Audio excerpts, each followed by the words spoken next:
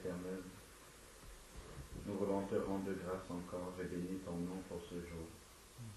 Éternel Dieu Tout-Puissant, merci parce que tu avais mis ce jour à part, parce qu'il n'est pas comme les autres. Ta parole nous dit qu'il y a une grande joie dans le ciel lorsqu'un pécheur se repent, Seigneur Père, et vient à toi. Éternel Dieu Tout-Puissant, merci infiniment de ce que tu as conduit Sandrine, Seigneur Père, depuis le jour de sa naissance jusqu'à ce jour. Éternel Dieu Tout-Puissant, merci pour tout ce que tu vas encore faire pour sa vie et dans sa vie, tout le reste de son itinéraire sur cette terre. Éternel Dieu Tout-Puissant, que ce qui va commencer aujourd'hui dans sa vie, Seigneur Père, puisse être un travail profond dans son cœur, Seigneur Père, et que vraiment une semence, Seigneur Dieu Tout-Puissant, qui vient de toi, puisse germer dans son cœur, Seigneur Père, et produire, Seigneur Dieu Tout-Puissant, du fruit, du bon fruit qui demeure jusque dans la vie éternelle. Seigneur Père, conduis toutes choses conformément à ta volonté pour ce jour. Nous te bénissons pour chacun d'entre nous ici présents. Merci Seigneur Père parce que tu nous as renouvelé à tous encore le souffle de vie. Merci parce que tu as rendu possible ce moment, Seigneur Père, sur le plan de la logistique. Père, nous te confions toutes choses, que tu sois glorifié encore et que de nombreux disciples, Seigneur Père, puissent encore venir et prendre place dans l'arche, Seigneur Père éternel, car nous savons que bientôt la porte de l'arche sera fermée. Seigneur Dieu Tout-Puissant, béni soit ton saint nom, encore gloire et louange te soient rendues au nom de Jésus-Christ. Amen. Seigneur Dieu Tout-Puissant, Père, tu nous as aimés depuis la fondation du monde. Père, nous te rendons grâce de ce que dans ton amour immense, Père, tu ne regardes pas à notre vaine manière de marcher, mais tu es un Dieu patient, un Dieu miséricordieux, un Dieu qui nous fait toujours, Seigneur, la grâce de pouvoir nous approcher de lui. Amen.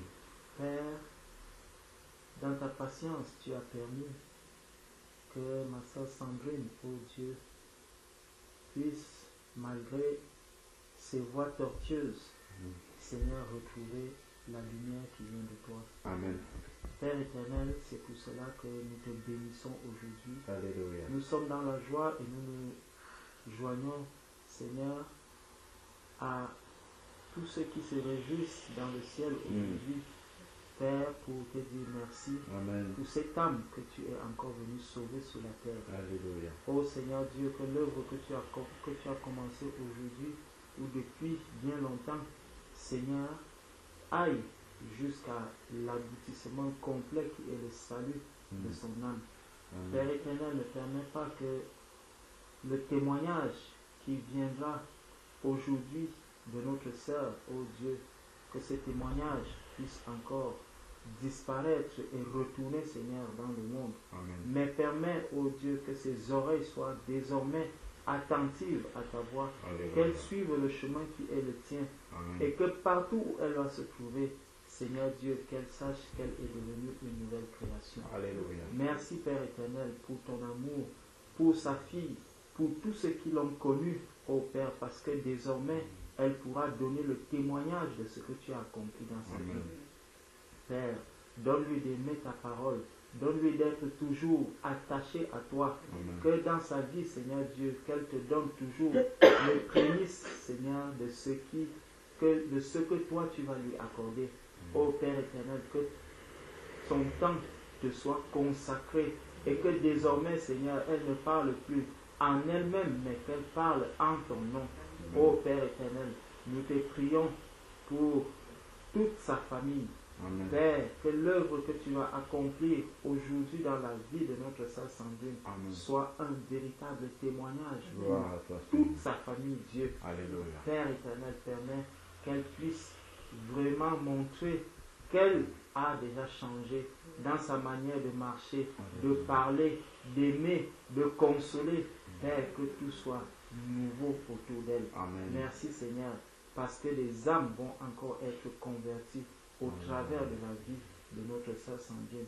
Merci Père pour tout ce que tu vas accomplir aujourd'hui au nom puissant de Jésus. Amen. Amen. Seigneur, merci encore pour cette journée éternelle que tu as déjà prévue. Nous bénissons ton nom encore, Seigneur, pour ta grandeur, pour ta miséricorde. Merci, Seigneur, pour ta bonté et ton amour envers tous. Nous remettons encore à ce moment que ton âme est éternel Dieu. Et nous te prions, Seigneur, véritablement de continuer à œuvrer dans la vie de Sandrine, éternel. Nous te prions, éternel Dieu, afin que tout ce qui sera un obstacle, Seigneur, Dieu, soit complètement éloigné au nom de Jésus. Amen. Que ce soit un témoignage pour son entourage. Amen. Au nom de Jésus. Amen. Amen. Éternellement, je me rends, Seigneur, je te puissant Père. Nous voici devant toi, Seigneur. C'est toi qui as voulu que ce jour se fasse. Amen. Parce que hier, quand j'ai discuté avec le frère Alain, je ne sais pas, il y a de la confusion dans la lecture de mon message. Dans ce jour, Seigneur, ne fais même pas, mais c'est pas notre jour qui était dans ma tête, Seigneur. Mais c'est toi qui fais toutes choses, Père. Amen. Oh Seigneur, depuis tant de temps que je te cherche, Seigneur, j'ai cru que j'étais avec toi, Seigneur, mais vraiment je ne l'étais pas. Si c'est ce jour que tu as choisi, Seigneur, mon Dieu, pour appartenir, Seigneur, pour être ta fille, mon Dieu, mon roi, que ta sainte volonté s'accomplisse, Seigneur. Oh mon Dieu, mon roi, revêt-toi à moi, Seigneur. Amen. Revêt-toi à moi, Père, parce que je ne veux pas être ta fille, Seigneur, je ne t'entends pas. Seigneur, je ne vois rien, Père. Oh mon Dieu, accomplis ta volonté dans ma vie, Seigneur. Alléluia. Fais de moi ce que tu as toujours voulu que je sois, Seigneur. Amen. Parce que c'est toi, mon Créateur, Seigneur. Alléluia. Accomplis tes desseins dans ma vie, Seigneur. Gloire à Grâce toi. ta parole dans mon cœur. Amen. Et que je puisse marcher, Seigneur, selon tes commandements et tes Alléluia. préceptes, Seigneur. Amen. Oh mon Dieu, mon roi, conduis-moi, Seigneur. Mm. Dirige-moi, Père, car de moi-même je ne puis rien, Seigneur. Mais c'est toi qui peux tout, Père éternel. Oh Seigneur, viens au secours, Seigneur, de tes enfants. Viens au Alléluia. secours de ma famille, Seigneur. Amen. Nous avons tous besoin de toi, Seigneur. Viens agir dans nos vies, Père. Au nom de Jésus-Christ, nous avons prié. Amen. Amen.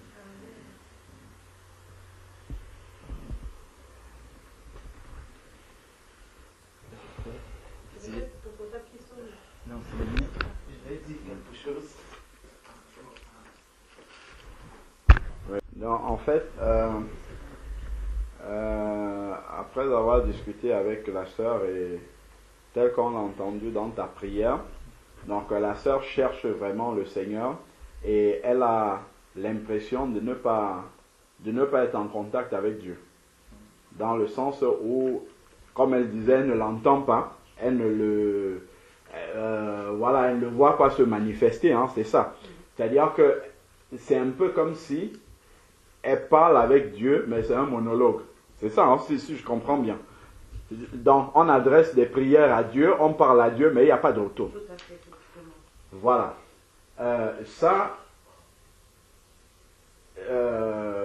Comme quand on en parlait tout à l'heure, je le disais déjà, quand Dieu parle, c'est un peu comme lorsqu'une radio parle, sauf que bon, la radio dit des bêtises, mais Dieu dit des choses sensées.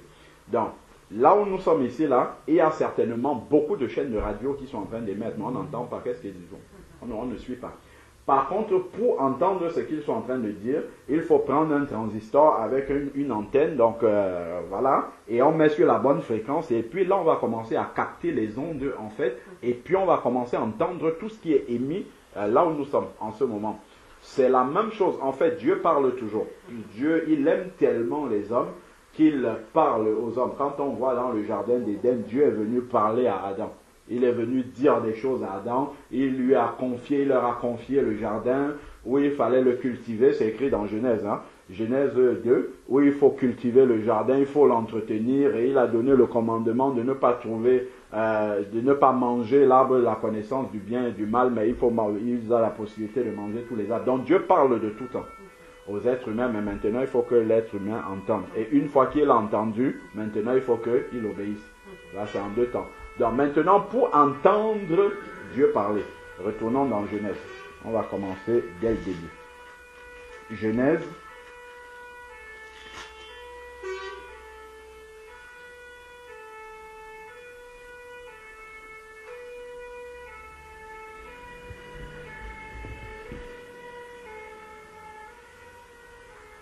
Alors, si on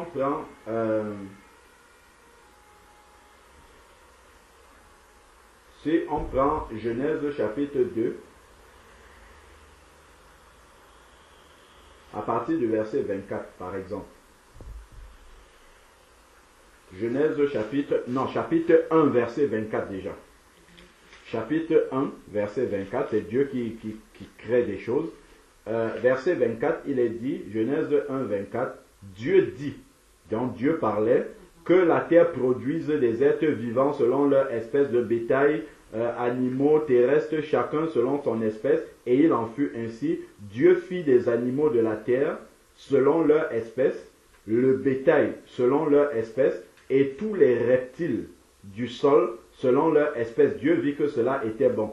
Dieu dit, faisons l'homme à notre image, selon notre ressemblance, pour qu'il domine sur les poissons de la mer, sur les oiseaux du ciel, sur le bétail, sur toute la terre et sur tous les reptiles qui rampent sur la terre. Donc on voit que Dieu crée l'homme quasiment à la fin de sa création, sinon c'est la fin même, pour que l'homme domine sur tout ce qu'il a créé avant. Donc, et c'est la seule création de Dieu où il a dit, faisons à notre image.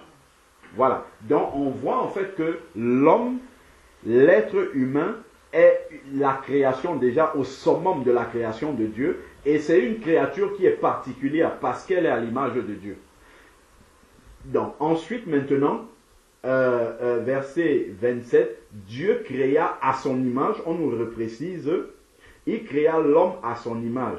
Il le créa à l'image de Dieu. C'est presque redondant en fait, pour nous dire vraiment que l'homme, c'est comme une représentation physique de Dieu, parce que Dieu est invisible en fait. La Bible dit personne n'a jamais vu Dieu, mais Dieu a choisi de se manifester, de s'extérioriser, de s'incarner pratiquement en créant l'homme, en montrant comment est-ce qu'il peut être. Voilà. En attribuant, en mettant dans l'homme les caractéristiques que Dieu peut avoir. C'est un peu ça. On voit vraiment qu'est-ce qui était dans le cœur de Dieu quand il a créé l'homme. C'était de pouvoir, comme lui, il n'est pas visible, pouvoir se manifester. Voilà pourquoi quand Jésus-Christ va venir, on nous dit que Jésus-Christ est l'image du Dieu invisible. Et Jésus-Christ n'est pas venu comme un animal. Il n'est pas venu comme un oiseau, il n'est pas venu comme un arbre. Il est venu comme un homme. C'est la seule forme où Dieu s'est manifesté pour venir voilà, au milieu des hommes. Donc on voit vraiment ce que représente l'homme pour Dieu. C'est vraiment une manifestation physique, une incarnation de Dieu, quasiment. C'est ça que Dieu voulait faire. Et Jésus est cette incarnation parfaite. Nous sommes des incarnations imparfaites parce que le péché est venu changer vraiment ce que Dieu avait au programme dès le début. Donc ensuite, maintenant, la suite du verset dit, homme et femme, il les créa. Donc à son image, l'homme et la femme sont à l'image de Dieu. Dieu les bénit et Dieu leur dit. Est-ce que tu vois ce qui est là? Le leur. C'est des petits mots en fait qu'on voit dans la Bible, et ce n'est pas par hasard que c'est là. C'est des petits mots qui nous révèlent vraiment le cœur de Dieu. C'est pour ça que la parole de Dieu nous révèle vraiment qui est Dieu. C'est par la parole de Dieu qu'on comprend. Regarde, si on commence à lire depuis Genèse 1.1, on va voir que Dieu a créé beaucoup de choses. Il a créé les luminaires, il a créé les astres, jamais Dieu n'a parlé à une de ses créatures. Il a créé les animaux, il n'a rien dit aux animaux.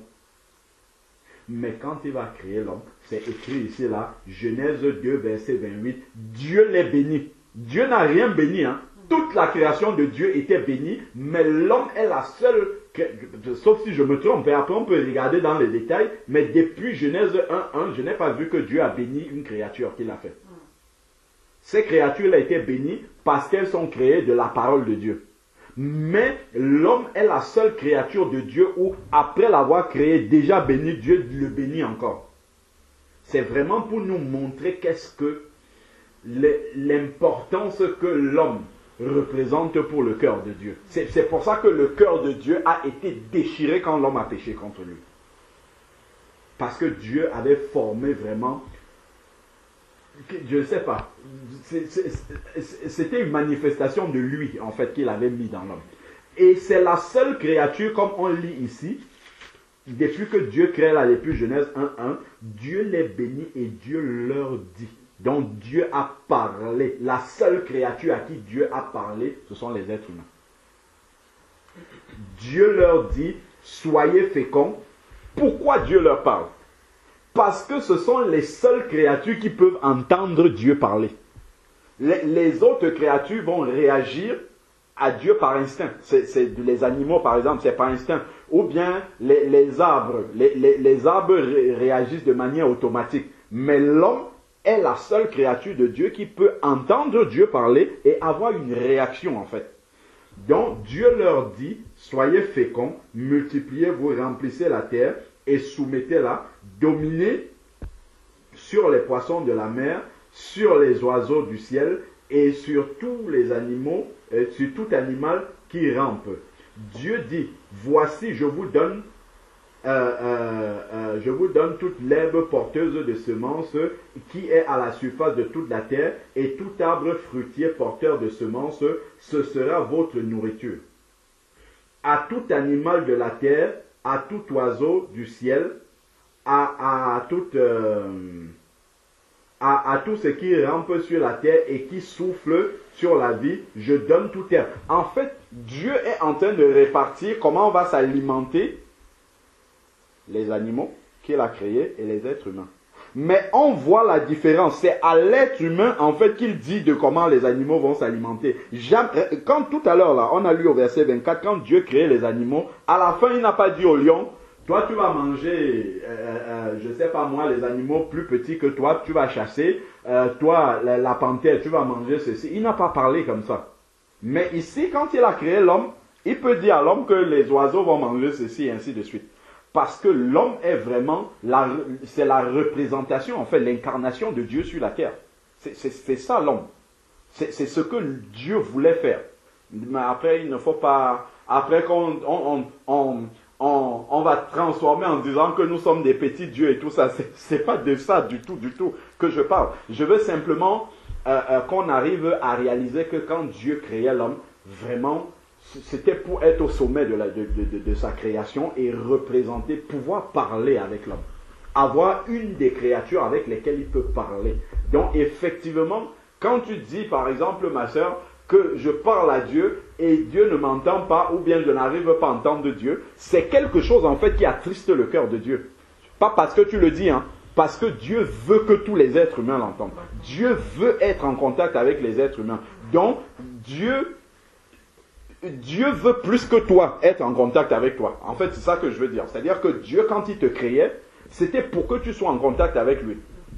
Donc, ce qui veut dire que le désir que tu as dans ton cœur, que Dieu te parle et que tu l'entends, Dieu le veut encore plus que toi. Et ça montre, ça nous amène déjà à comprendre que ce que tu demandes est dans la volonté de Dieu. Donc, ce n'est que quelque chose que Dieu peut te donner. C'est ce que Dieu veut donner à tous les êtres humains en fait ici. Quand Dieu crée un être humain et que cet être humain-là n'a jamais communiqué avec Dieu, reste dans la mort spirituelle jusqu'à ce qu'il aille en enfer, c'est comme un échec en fait. Voilà, ça ne réjouit pas le cœur de Dieu. Dieu crée des êtres humains pour être en contact avec eux, pour parler comme il a parlé à Adam et Ève là, pour leur dire faites ceci, comme on dit que nous devons prier pour demander à Dieu que sa volonté soit faite sur la terre comme elle est au ciel. Dieu a décidé lui-même de ne pas agir sur la terre comme ça, de manière, souveraine. C'est lui, il aurait pu le faire. Mais il a décidé de donner la terre en héritage à l'homme et que l'homme lui demande d'intervenir. C'est comme ça que Dieu... Et comme cela, ça maintiendrait une communication permanente avec Dieu. Dans l'être humain avec Dieu. Donc ça, c'est déjà simplement pour nous amener à comprendre que ce que tu vas demander à Dieu, ce que tu es en train de demander à Dieu, c'est dans sa volonté. Donc il ne peut que l'accomplir. Donc ensuite, maintenant, si on lit la suite, donc c'est comme ça que va ça faire le verset 31 déjà. Il est dit, Dieu vit alors que tout ce qu'il avait fait Et Dieu vit alors tout ce qu'il avait fait, et voici, c'était très bon. Une fois, je faisais remarquer au bien-aimé que quand tu regardes par exemple la fin du verset 21, Dieu, chaque fois qu'il crée quelque chose, verset 18 par exemple, verset 18, verset 17-18, il est dit, Dieu les plaça dans l'étendue céleste pour éclairer la terre. Donc on parle des luminaires. Verset 19, pour dominer sur le jour et la nuit, dans le soleil, la lune. Sur la nuit, pour séparer la lumière d'avec les ténèbres. Dieu vit que cela était bon. Si on prend le verset 21, on va dire Dieu créa selon leur espèce les grands monstres marins et tous les êtres vivants qui nagent et dont les eaux se mirent à grouiller. Il créa aussi tous les oiseaux ailés selon leur espèce. Qu'est-ce qui est encore écrit? Et Dieu vit que cela était bon. Mais par contre, le verset 31, une fois que l'homme est créé, l'homme et la femme, une fois qu'ils sont créés, regardez maintenant ce que Dieu dit de sa création. Dieu vit alors. Donc le alors là est la conséquence des versets qui viennent avant là. Et ces versets-là parlent de l'homme et la femme que Dieu a créé. Dieu vit alors que tout ce qu'il avait fait, et voici, c'était très bon. Maintenant, il y a le trait. Parce que au milieu de toute la création là, il y a une des créatures qui ressemble à Dieu. Et il y a une des créatures qui a l'image de Dieu. Dieu a pu se représenter au milieu de toute sa création là, au travers de l'homme. Donc, voilà, après on va voir Genèse 2, 17, 15, 17, où Dieu va parler à l'homme. Il va dire, tu peux manger de tous les arbres, et ainsi de suite. Donc, on voit vraiment que depuis le début, Dieu veut parler à l'homme. Toujours, il veut garder ce contact-là avec l'être humain. Donc, attends. Et il y a un verset, justement, toujours dans Genèse, pour comprendre ça.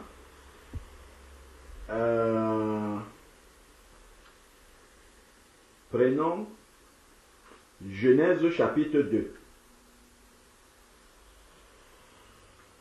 Genèse chapitre 2, verset 7. Chapitre 1, verset 27 nous a dit Dieu a créé l'homme, ainsi de suite. Il a parlé, le verset parle de manière générale. Et maintenant, dans le chapitre 2, verset 7, on va nous donner les détails de la création de l'homme. Et c'est là maintenant qu'on va commencer à voir la manière dont Dieu a procédé pour que l'homme puisse entrer en contact avec lui.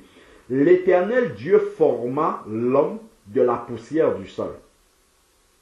Jusque-là, l'homme était une masse comme ça là. Mais l'homme était dans la mort en fait, ne pouvait pas être en contact avec Dieu parce qu'il n'y avait pas de vie dans l'homme. Et qu'est-ce que Dieu va faire? Il insuffla dans ses narines un souffle vital. Et l'homme devint un être vivant. Dieu a soufflé sur lui. Et il est devenu un être vivant. Et là maintenant, cet homme-là peut désormais parler avec Dieu. Parce qu'il est vivant maintenant. Il peut parler avec Dieu. Lorsque on projette cela spirituellement, celui qui est mort n'est pas en contact avec Dieu. Il est coupé de Dieu. Donc il est exactement comme celui qui est formé de la poussière du sol, mais il n'y a pas de souffle encore. Donc il ne peut pas communiquer avec Dieu. Il faut qu'il y ait ce souffle de Dieu là, spirituellement cette fois-ci, pour qu'il puisse communiquer avec Dieu. Regardons, allons dans Jean pour voir l'image analogue de ce que Dieu a fait là avec Adam. Allons voir ce que Jésus va faire dans Jean chapitre 20. Jean chapitre 20.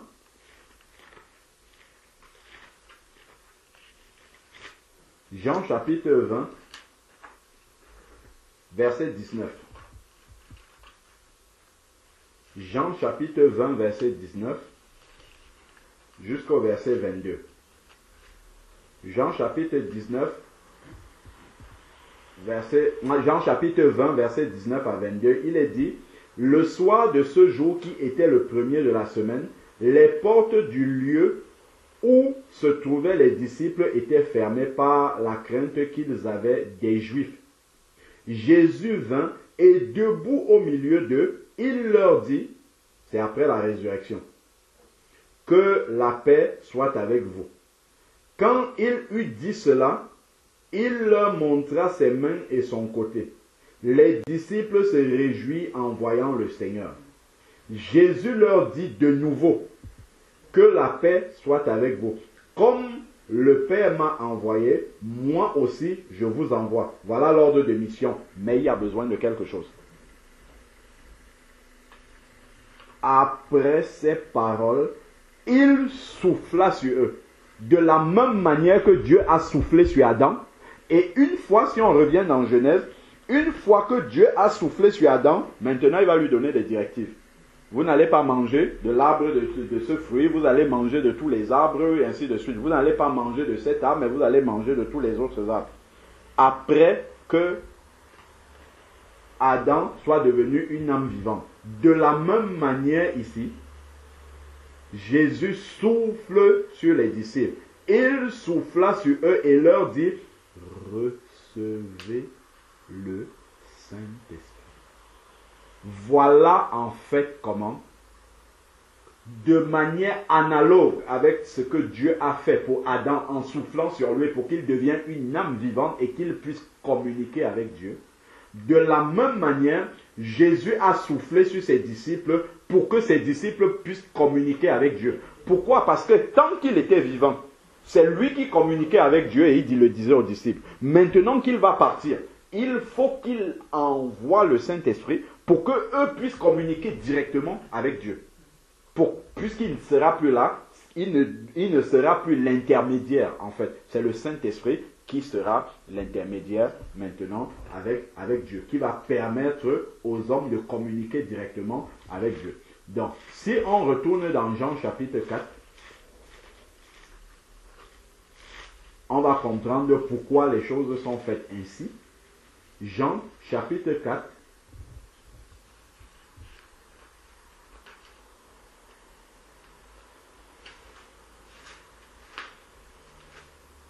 Jean chapitre 4, verset 23. Jean chapitre 4, verset 23 à 24. Il est dit, mais l'heure vient, et c'est maintenant, où les vrais adorateurs adoreront le Père en esprit et en vérité. Car ce sont de tels adorateurs que le Père recherche. Et on va nous expliquer maintenant la caractéristique de ces adorateurs-là, c'est que Dieu est esprit. Et il faut, c'est nécessaire, que si on veut être un vrai adorateur, qu'on l'adore non pas avec la chair, mais en esprit et en vérité, parce que Dieu est esprit. Voilà pourquoi Jésus devait souffler sur les disciples, comme Dieu a soufflé sur Adam, pour qu'ils reçoivent le Saint-Esprit, pour pouvoir communiquer avec Dieu qui est esprit. C'est pour ça qu'il fallait qu'ils aient le Saint-Esprit. Comme Dieu est esprit, il faut qu'en face, il ait une créature de même nature pour pouvoir communiquer. Or, l'homme non régénéré n'a pas la nature de Dieu. Donc voilà pourquoi l'homme doit d'abord être régénéré en recevant le Saint-Esprit, ce qui produit ce qu'on appelle la nouvelle naissance en lui. Donc, cette nouvelle naissance est la réception de la nature de Dieu, manifestée par le Saint-Esprit. Maintenant qu'il a la même nature que Dieu, comme il est né de l'Esprit, il a reçu la nature de Dieu, il peut communiquer avec Dieu.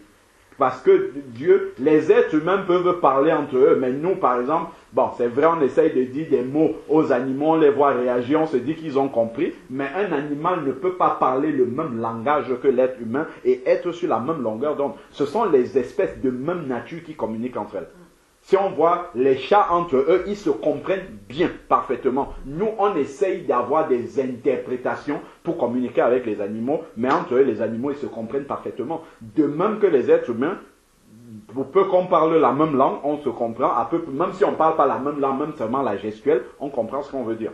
Donc, de même, pour parler avec Dieu, il faut avoir la nature de Dieu. Il faut avoir l'esprit de Dieu, parce que Dieu est esprit. Donc, si un être humain n'arrive pas à dialoguer avec Dieu, c'est-à-dire qu'il parle à Dieu, Dieu lui répond et il entend, et il reparle à Dieu par rapport à ce qu'il a entendu, c'est qu'il manque cette nature-là, qui est la nature de Dieu. Il manque le Saint-Esprit. Amen. Donc ça veut dire que celui qui n'a pas le Saint-Esprit, tu vas élever des prières, c'est des prières charnelles que tu fais. Déjà, voilà, parce que c'est des prières qui seront inspirées de toi-même, et ensuite, tu ne pourras pas entendre Dieu te parler. Sauf si, de manière souveraine, Dieu décide d'utiliser un langage que tu vas pouvoir comprendre. On voit par exemple chez Corneille, dans Actes chapitre 10, la Bible nous dit que Corneille était un homme pieux, qui faisait beaucoup d'aumônes, dont les gens parlaient bien. Il aimait Dieu, il craignait Dieu, la Bible dit même, mais il n'était pas né de nouveau, il n'avait pas le Saint-Esprit. Un jour, Dieu a vu vraiment, il a eu pitié. Il a vu que cet homme-là le cherchait vraiment. Il élevait des prières et tout ça. Et il va envoyer un ange en songe. Donc quelque chose que Corneille pouvait comprendre. Et l'ange va lui dire que tes prières sont montées jusqu'au Seigneur. Parce que lui-même ne savait pas si ses prières étaient montées. Je ne sais pas si tu vois. Ses prières sont montées parce que Dieu entend toutes les créatures. Mais toi, tu ne sais pas s'il t'a entendu. Parce que tu ne sais pas s'il a compris ce que tu as dit. Mais si tu as le Saint-Esprit, déjà, comme tu pries selon la parole, tu sais que Dieu a entendu cette prière. Allons dans 1 Jean. Allons dans 1 Jean. On va voir ça ici. 1 Jean.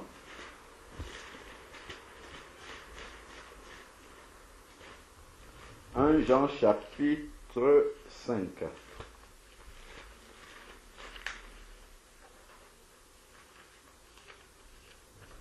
1 Jean chapitre 5 verset 13, 14, 15. Il est dit, car je vous l'ai écrit afin que vous sachiez que vous avez la vie éternelle, vous qui croyez au nom du Fils de Dieu. Donc ce qui va suivre là s'adresse à ceux qui croient au nom du Fils de Dieu. Donc ceux qui sont nés de nouveau, donc qui ont l'Esprit de Dieu. Ça s'adresse à eux. Donc, maintenant qu'on a fixé le contexte, regarde le verset 14. Il est dit, voici l'assurance que nous avons, nous qui croyons au Fils de Dieu, nous qui sommes nés de nouveau, nous qui avons reçu la nature de Dieu, voici l'assurance que nous avons. Si nous lui demandons quelque chose selon sa volonté, il nous écoute. Donc si je suis un enfant de Dieu, ce verset-ci me dit déjà que Dieu m'a écouté. Je n'ai même pas besoin qu'il me réponde ou qu'il manifeste quelque chose. Je sais déjà que si je lui ai demandé quelque chose, il m'a écouté. Donc ma prière lui est parvenue. Maintenant, il faut que j'aiguise mon entendement pour recevoir le retour de ce qu'il va me dire. Et Dieu peut répondre soit par sa parole, soit par quelqu'un qui va parler. On va comprendre que, mais tiens, c'est Dieu qui est en train de me parler. Soit par une circonstance qu'on va vivre, soit par un songe, soit... Dieu peut répondre de multiples façons. Donc, on a l'assurance que si on lui demande quelque chose, il nous écoute.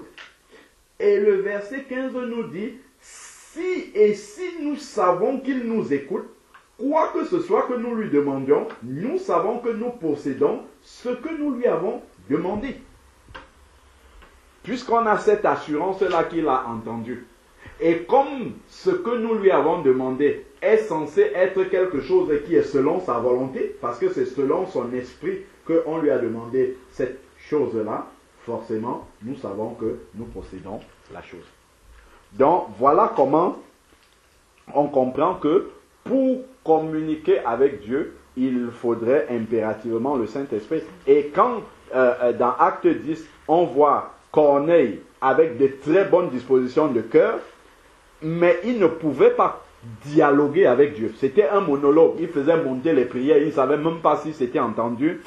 Dieu a dit, là maintenant, il faut qu'il commence à m'entendre. Dieu a commencé par envoyer un ange. L'ange lui a parlé. Et l'ange ne lui a pas dit n'importe quoi. Il ne lui a pas dit, bon, écoute, Dieu a entendu ta prière, c'est bon, ça s'arrête là. Non. L'ange lui a expliqué la démarche qu'il devait avoir pour recevoir le Saint-Esprit et être en contact direct avec Dieu. Donc, l'ange va lui demander, envoie des personnes pour aller chercher Pierre, le disciple du Seigneur. Et lui, il va t'expliquer ce que tu dois faire.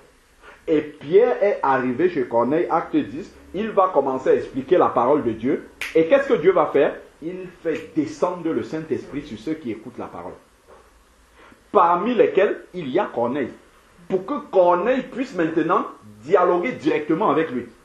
Comprendre les retours de ses prières. Voilà pourquoi Dieu envoie le Saint-Esprit, pour que Corneille devienne véritablement un enfant de Dieu et puisse dialoguer avec le Seigneur directement. Allons dans Acte 10. On va voir en fait comment s'enchaînent les choses et comment en fait la démarche que tu as aujourd'hui de passer dans les eaux du baptême, tu vas voir en fait que c'est vraiment la démarche que Dieu explique dans sa parole au travers de Corneille. C'est vraiment cette démarche-là que Dieu nous explique dans sa parole. Acte chapitre 10. Acte chapitre 10.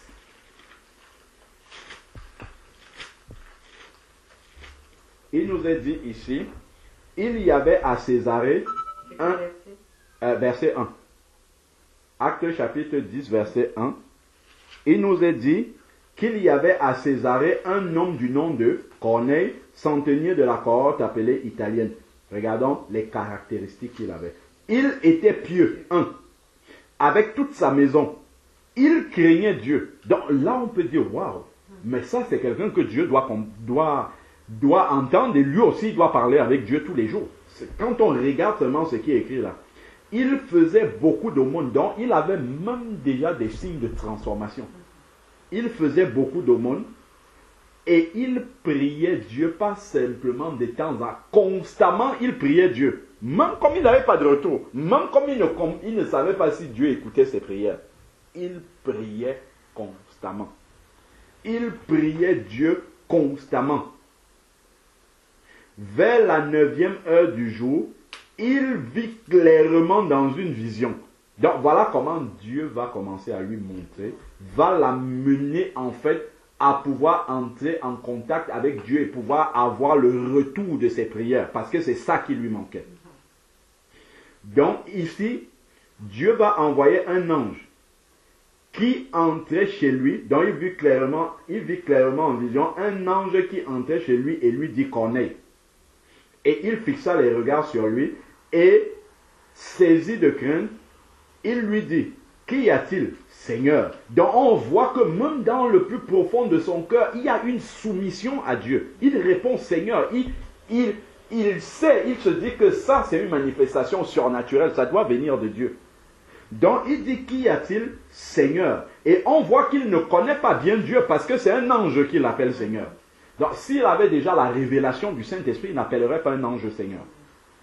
Donc ici, il dit, qu'y a-t-il, Seigneur? Certainement que depuis longtemps, Corneille cherche Dieu et attend une manifestation de Dieu.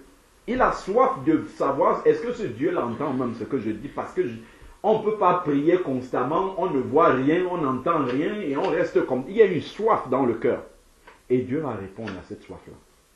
Donc ici, et l'ange lui dit, tes prières et tes aumônes sont montées en guise de souvenir devant Dieu.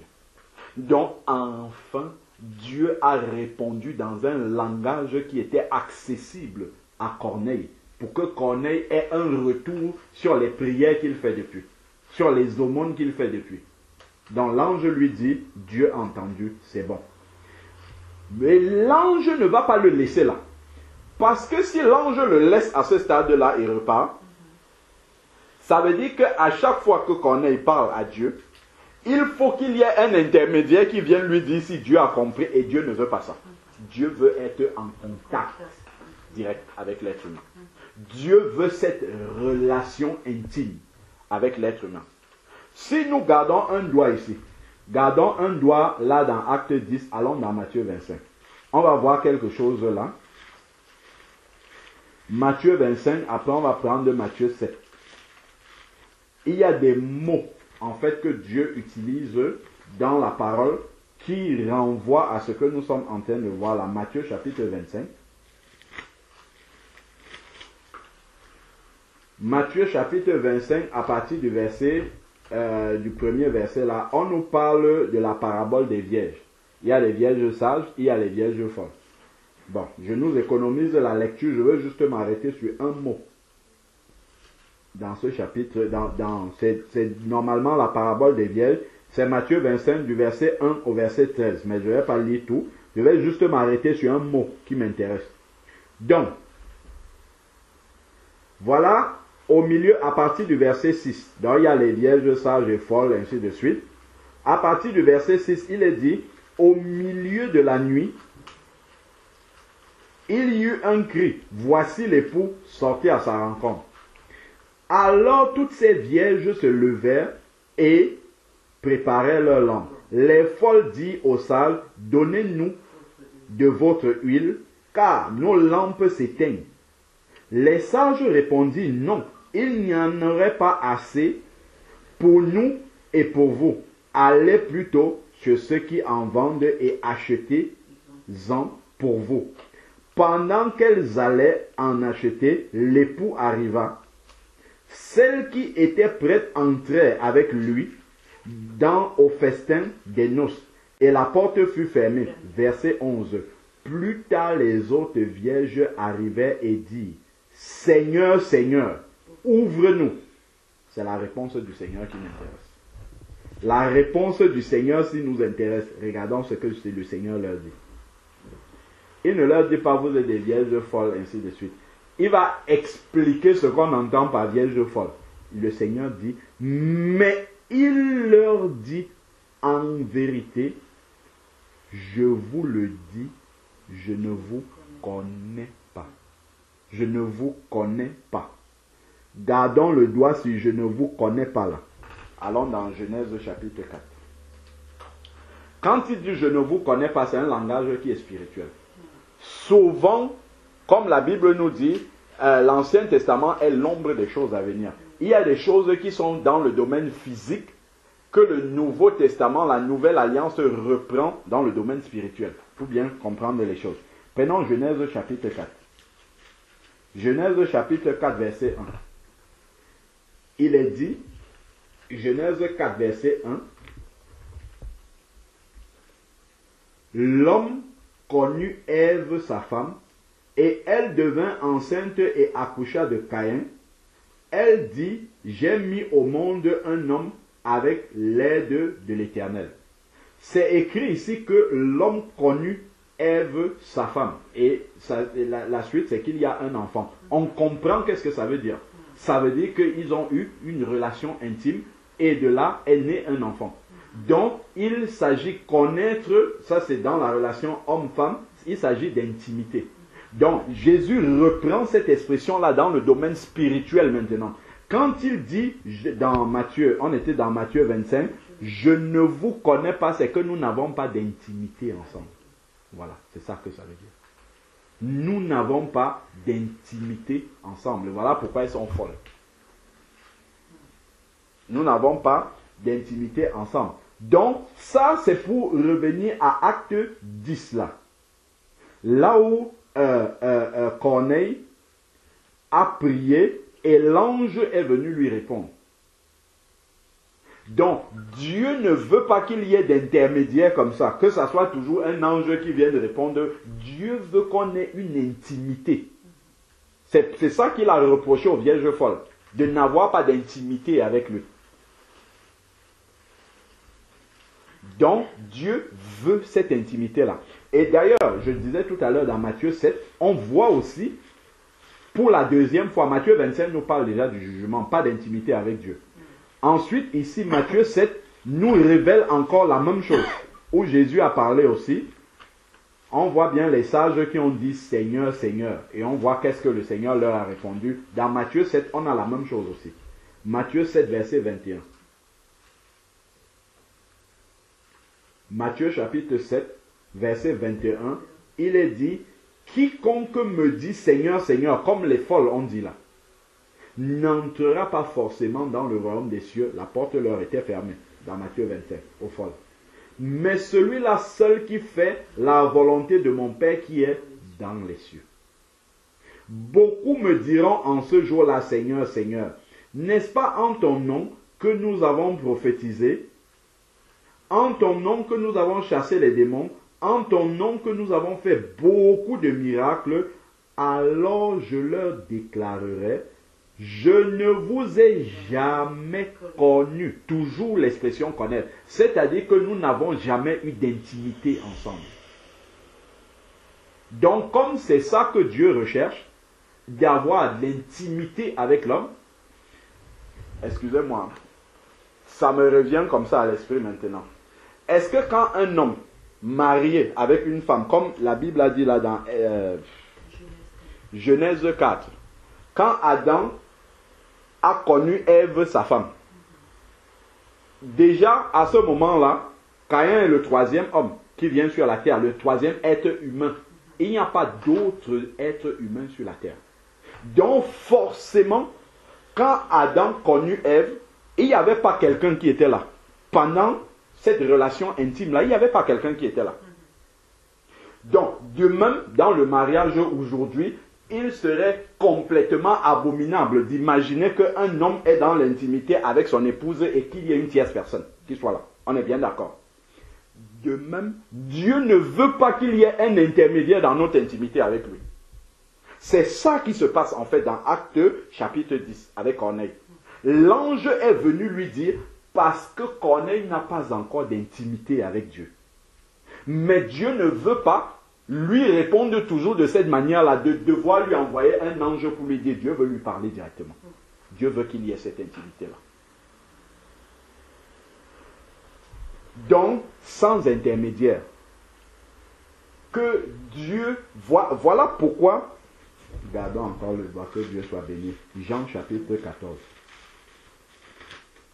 Jean chapitre 14.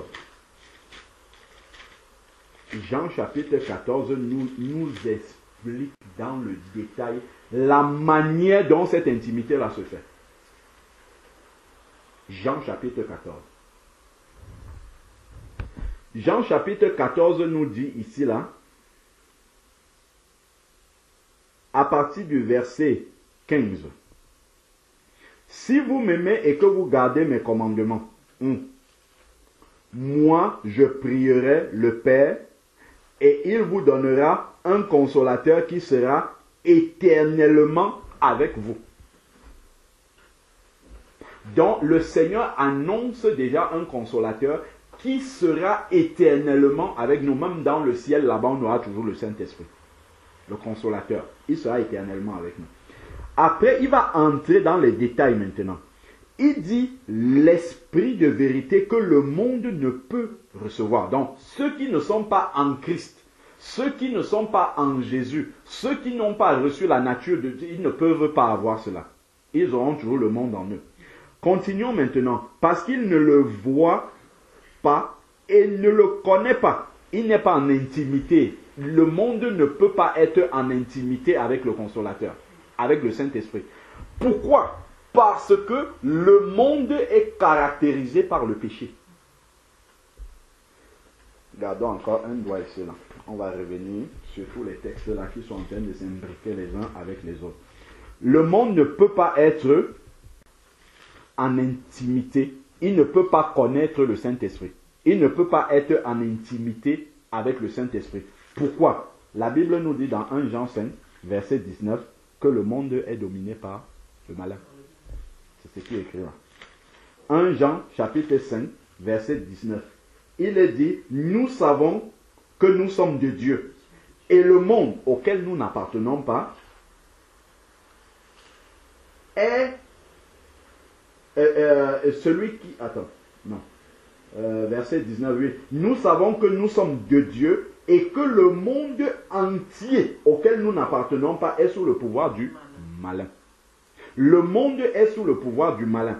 Or, dans verset chapitre 3 là-bas, toujours 1 Jean, chapitre 3 maintenant, il est écrit au verset 8, le monde est sous la domination du malin. 1 Jean chapitre 3 verset 8 dit, celui qui commet le péché est du malin, du diable. Car le diable pêche dès le commencement et le Fils de Dieu, si le diable pêche dès le commencement et que le monde est sous sa domination, ça veut dire que le monde est sous la domination du péché. Parce qu'il est sous la domination du diable qui est le père du péché. Et le Fils de Dieu est apparu pour détruire l'œuvre du diable, c'est-à-dire pour détruire le péché. C'est quand nous sortons du péché que nous sortons du monde, en fait. Parce que si nous vivons dans le péché, en fait, nous vivons dans le monde. Nous appartenons au monde et donc celui qui domine le monde nous domine aussi, c'est le malin. Donc, voilà comment le monde est sous la domination du malin, donc du péché. Le monde étant sous la domination du péché, ne peut pas connaître le Saint-Esprit. Parce que le Saint-Esprit, c'est exactement le contraire du péché. Il est là pour convaincre, Jean 16, verset 8, il a été donné pour convaincre le monde de péché. Pour dire au monde qu'il faut que tu ôtes ce péché-là. C'est pour ça que le monde ne peut pas être en intimité avec le Saint-Esprit. Pour entrer en intimité avec le Saint-Esprit, il faut que le péché sorte. Si le péché sort, le Saint-Esprit peut s'opposer maintenant. On peut être en intimité avec le Saint-Esprit. Mais tant qu'on est du monde, on ne peut pas connaître le Saint-Esprit. On ne peut pas être en intimité avec lui. Retournons dans Jean chapitre 14. On continue à détailler comment Dieu manifeste et veut et a promis que nous pourrions rentrer par un moyen en intimité avec lui.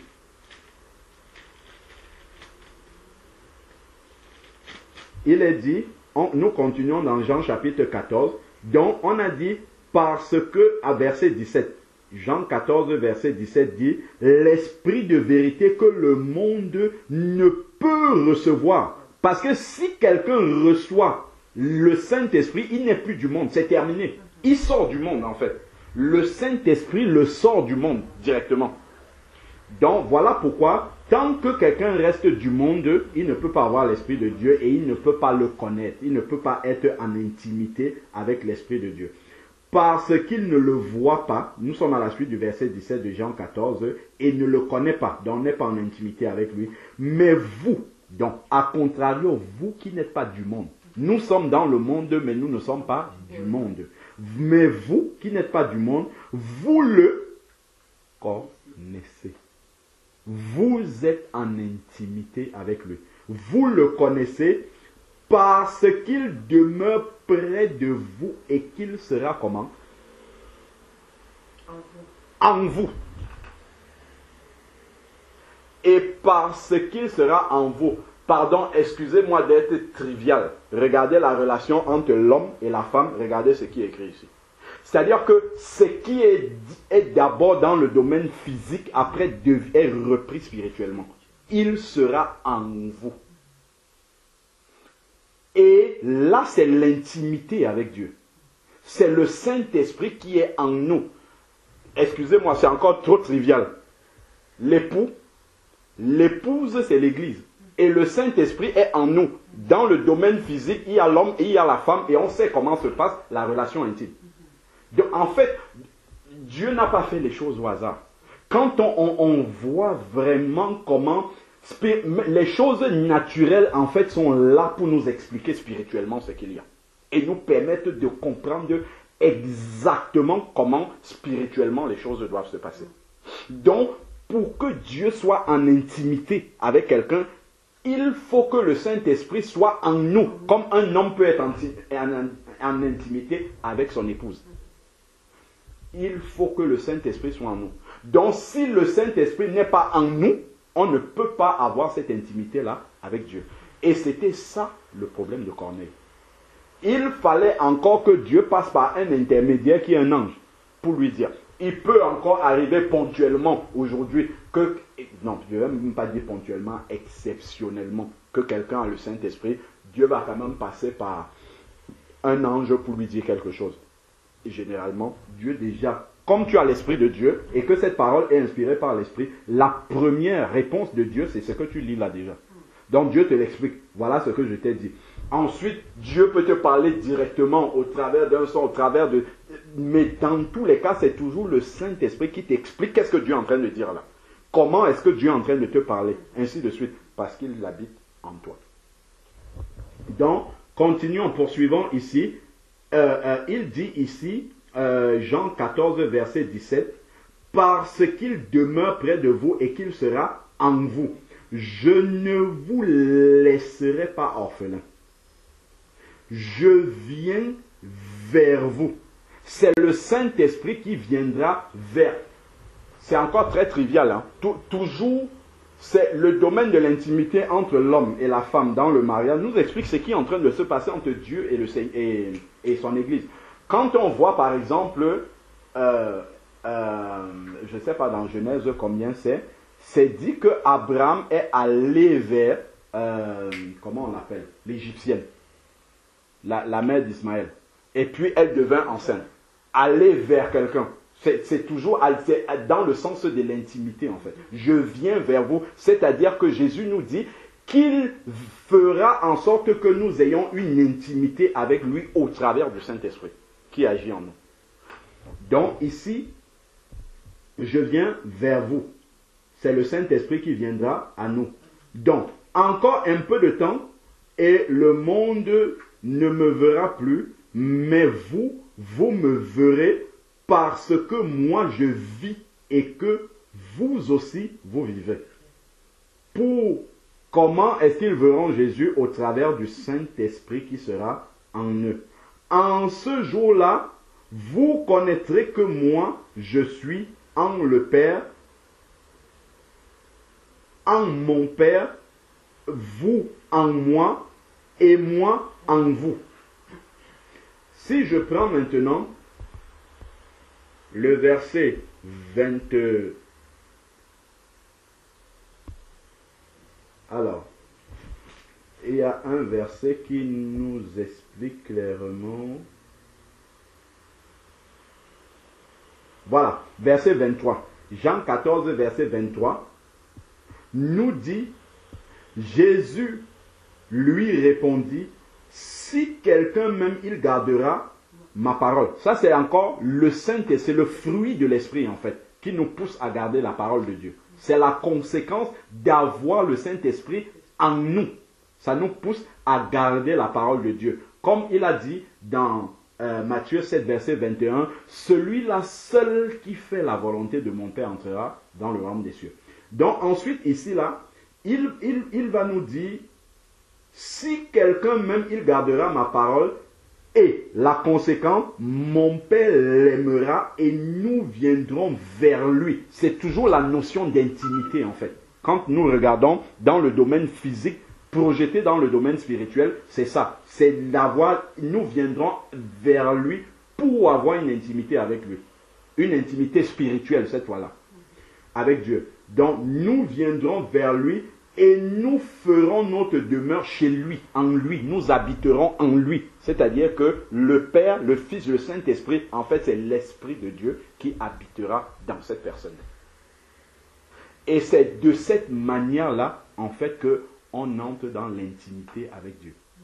Et quand on est dans l'intimité, il n'y a pas de meilleur cadre pour se comprendre, en fait. C'est le meilleur moment où la personne en face, à côté peut parler, on entend et vice versa. Donc avec Dieu, si nous avons une intimité avec Dieu, Dieu va nous parler, nous allons entendre. Nous allons parler à Dieu et nous saurons qu'il a entendu. D'où le Saint-Esprit est la base pour pouvoir communiquer avec Dieu. J'ai une question à poser. Oui, ma soeur. Il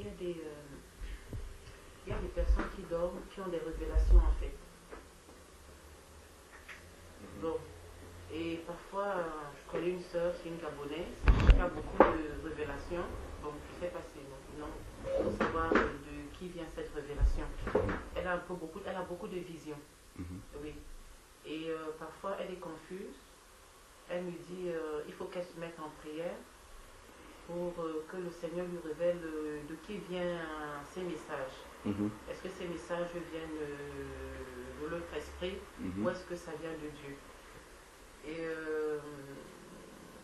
que dire de ce genre de personne? Est-ce que cette personne a le Saint-Esprit?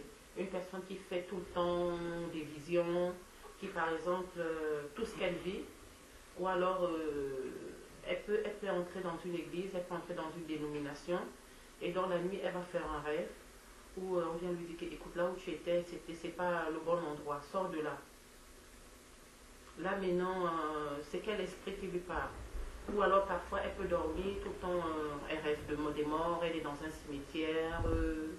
Comme une fois elle m'a révélé qu'elle a eu une révélation où le Seigneur vient lui montrer que regarde des églises qu'il y a là, je ne suis nulle part. Sors de là, sors de ces endroits-là. Oui, ce type de personne, est-ce que c'est le Saint-Esprit ou alors c'est la divination en fait? Effectivement, ce que tu poses comme question, c'est une bonne question. Allons dans Actes chapitre 16.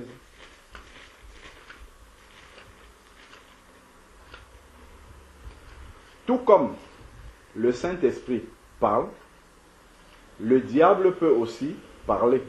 Le diable peut imiter le Saint-Esprit. Nous avons par exemple dans Actes chapitre 16, c'est 16 que je disais. 16. Acte 16 nous parle justement d'une femme qui avait un esprit de python. Il est dit, comme nous allions au lieu de prière, une servante qui avait un esprit de python qui, par ses divinations, dans l'esprit de python lui permettait de deviner, procurait un grand profit à ses maîtres, vint à notre rencontre. Elle se mit à suivre Paul et nous, et criait, ces hommes sont les serviteurs du Dieu très haut. C'est vrai, ce qu'elle est en train de dire. Et vous annonce la voie du salut. C'est encore vrai, mais ça vient d'un esprit de python. Donc on doit se méfier en fait de cette... Ce qu'elle dit, c'est la vérité. Mais dès qu'une vérité vient de quelqu'un qui est le père du mensonge, le diable, on doit s'en méfier. Tu vois? Déjà, le fait qu'on nous ait dit c'est un esprit de python. Bon, Paul, qu'est-ce qu'il va faire?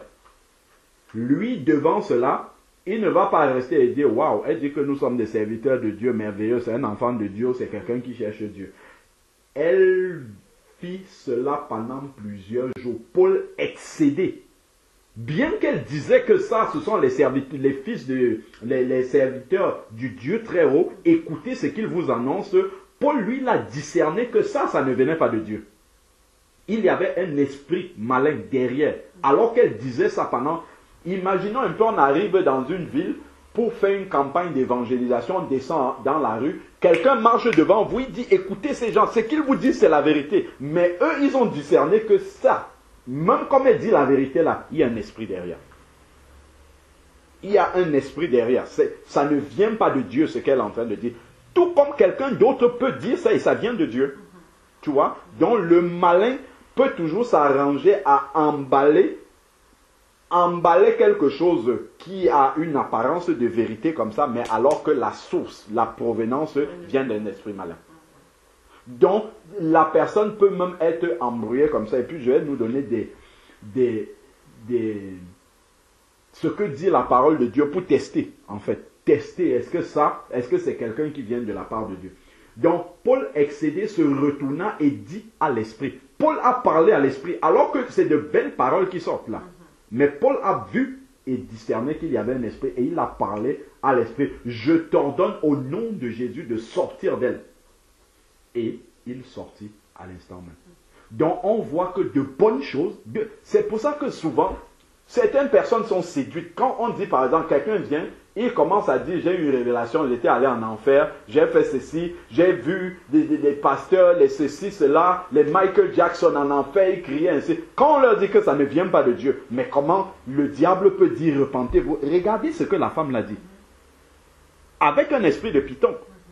On se dit, mais comment est-ce que, si ça venait du diable, comment le diable peut dire aux gens, je vais écouter des témoignages, des visions, des gens qui ont été en enfer, qui reviennent, il faut se repentir, ainsi de suite. On se dit, mais comment? Ça vient forcément de Dieu, puisqu'on parle de la repentance. Ce qu'elle disait, c'est des choses, ce sont effectivement des serviteurs du Dieu très haut. Ce sont effectivement la voie du salut qu'ils sont en train d'annoncer. Mais cependant, ça vient d'un esprit. Et qu'est-ce que Paul fait? Il chasse l'esprit.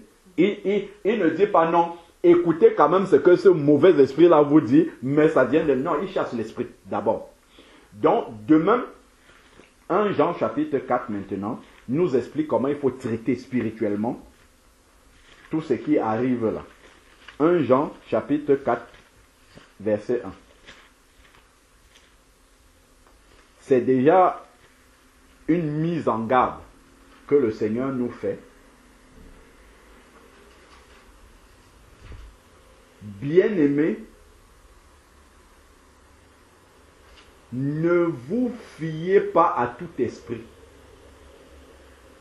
mais éprouvez les esprits, pour savoir s'ils sont de Dieu, car plusieurs faux prophètes, on peut dire aussi des faux esprits même, sont venus dans le monde. Reconnaissez à ceci l'Esprit de Dieu. Tout esprit qui confesse Jésus-Christ venu en chair est de Dieu. Tout esprit qui confesse Jésus-Christ venu en chair, c'est qui Jésus-Christ? Jean chapitre 1 verset 14 nous dit que la parole s'est faite chair. Jésus-Christ venu en chair, c'est la parole de Dieu manifestée en chair. Ça veut dire que si je dois éprouver un esprit, je n'ai plus Jésus-Christ manifesté en chair devant moi, mais j'ai la parole. Il faut que ce qu'il me dise cadre avec ce qui est dans la parole exactement. Et encore, quand on voit l'esprit de Python là, il fallait avoir un discernement des esprits aiguisé pour savoir, parce que ce qu'elle dit est conforme à la parole de Dieu, mais il y a un esprit. Comment maintenant on peut reconnaître, même quand la personne dit des choses qui sont conformes à la parole de Dieu, il y a encore un deuxième test. Si la chose vient de l'esprit, ça veut dire que la personne qui manifeste, c'est un fruit de l'esprit, hein, en fait, manifester, c'est un don de l'esprit que la personne est en train de manifester. Donc, si la personne manifeste des dons de l'esprit, il doit avoir dans sa vie le fruit de l'esprit. Ça doit être quelqu'un qui craint vraiment Dieu. On ne peut pas voir quelqu'un qui vit dans l'adultère, dans le concubinage, dans tous les péchés les plus courants qu'on rencontre, avoir des super révélations. Tu vois la personne habillée de manière indécente et ainsi elle te sort toutes les révélations. Non, le Saint-Esprit devait commencer d'abord par ranger cette personne-là. Attends, il faut que pour que ta bouche-là prononce des paroles qui descendent du Dieu très haut, que je t'arrange d'abord pour qu'on croit que ce qui sort de ta bouche-là vient de Dieu. Donc le témoignage de la personne, la vie de la personne doit montrer qu'il y a une abondance de l'esprit, qu'il y a vraiment une communion avec Dieu. Parce que l'intimité dont on parle là, qui est donnée par le Saint-Esprit, l'intimité avec Dieu, Dieu est d'abord saint. Dieu ne peut pas t'avoir dans son intimité comme ça, tous les jours, et alors qu'il te laisse, tu es malsain, si je peux dire comme ça, donc tu n'es pas saint selon la parole, et il te laisse, tu es dans l'intimité de Dieu, tu vis dans le péché, il te laisse comme ça. Non, la première caractéristique de quelqu'un qui peut, entre guillemets, parce que si quelqu'un reçoit des révélations, surtout comme ça suppose que la personne est dans l'intimité de Dieu quand même, pour que Dieu lui révèle dès qu'il est quelque part, ça ne va pas, il va voir Samson, ainsi de suite. Ça voudrait dire que la personne est à un certain degré d'intimité avec Dieu. Et là, si dans sa vie, on ne voit pas le fruit de l'esprit, on ne voit pas le témoignage de la crainte de Dieu même dans la vie de la personne, ça, ce sont des signes déjà qui révèlent autre chose. Prenons Acte 5, verset 32. Acte chapitre 5, verset 32.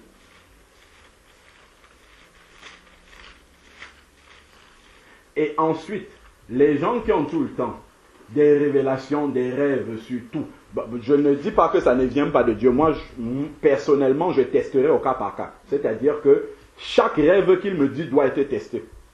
Il y en a qui peuvent être de Dieu, il y en a qui peuvent être mélangés. Ça, on va encore voir dans la parole qu'il y a un mélange dans tout ça. Il peut y avoir un mélange dans tout ça. Donc, je vais d'abord nous lire Acte 5, 32 pour appuyer ce que je disais, qu'on doit voir la sainteté dans la vie de la personne. Si une personne parle vraiment de la part de Dieu et a cette intimité-là avec Dieu. Acte 5, 32 nous dit, nous sommes témoins de ces choses, de même que le Saint-Esprit. Si elle a ces révélations-là, ça vient de l'intimité avec Dieu. L'intimité, on a montré là que c'est manifesté par le Saint-Esprit en nous. Et le Saint-Esprit ici, de même que le Saint-Esprit que Dieu a donné à ceux qui lui obéissent.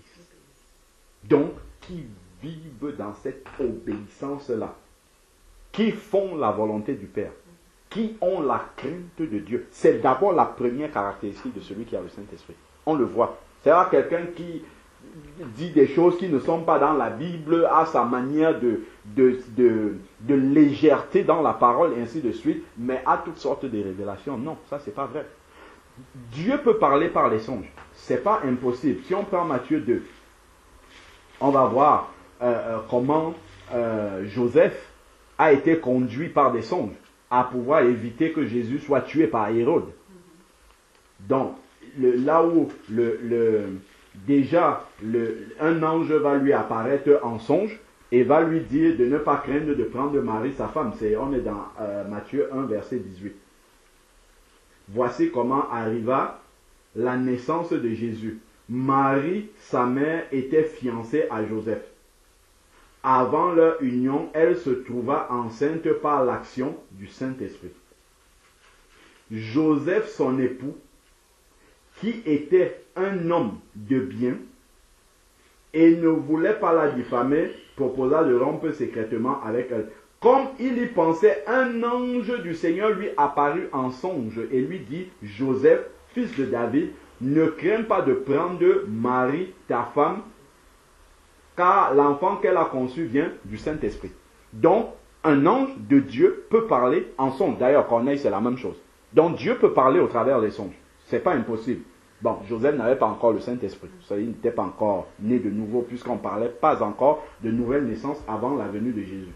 Donc, et ensuite, maintenant, il va encore lui reparler en songe là.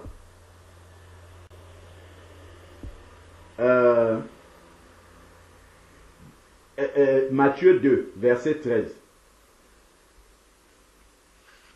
Après leur départ des marges là, un ange du Seigneur apparut en songe à Joseph et lui dit, lève-toi, prends le petit enfant et sa mère, fuis en Égypte et reste-y jusqu'à ce que je te parle, car Hérode va chercher à te... Bon,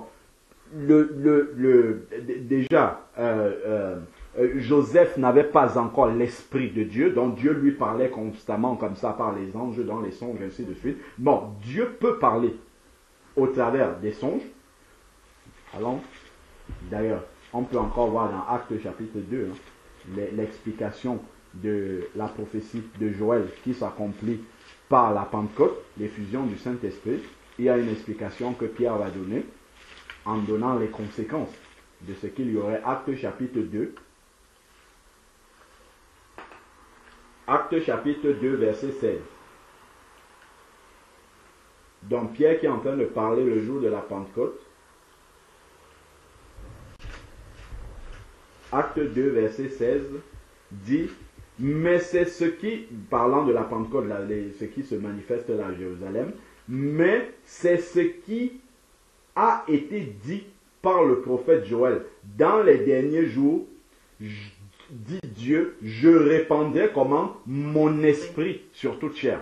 Donc je viendrai pour avoir l'intimité avec toute chair et la manifestation sera que vos fils et vos filles prophétiseront. Prophétiser, c'est une manifestation de l'esprit, c'est un don de l'esprit. Vos jeunes gens auront des visions et vos vieillards auront des songes. Ça peut être aussi une expression, une manifestation de l'esprit où Dieu parle par des songes aussi.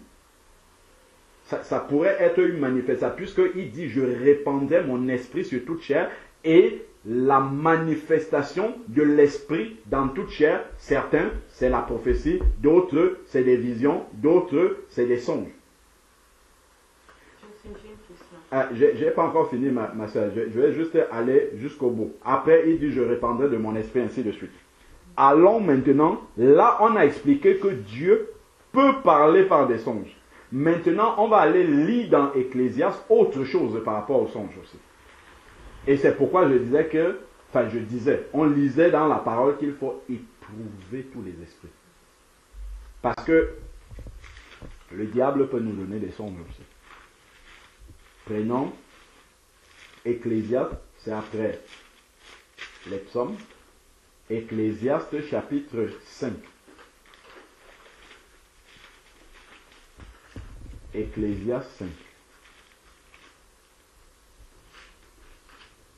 C'est juste avant les Isaïe, après les psaumes, il y a Proverbes et puis il y a Ecclésiaste. Ecclésiaste chapitre 5.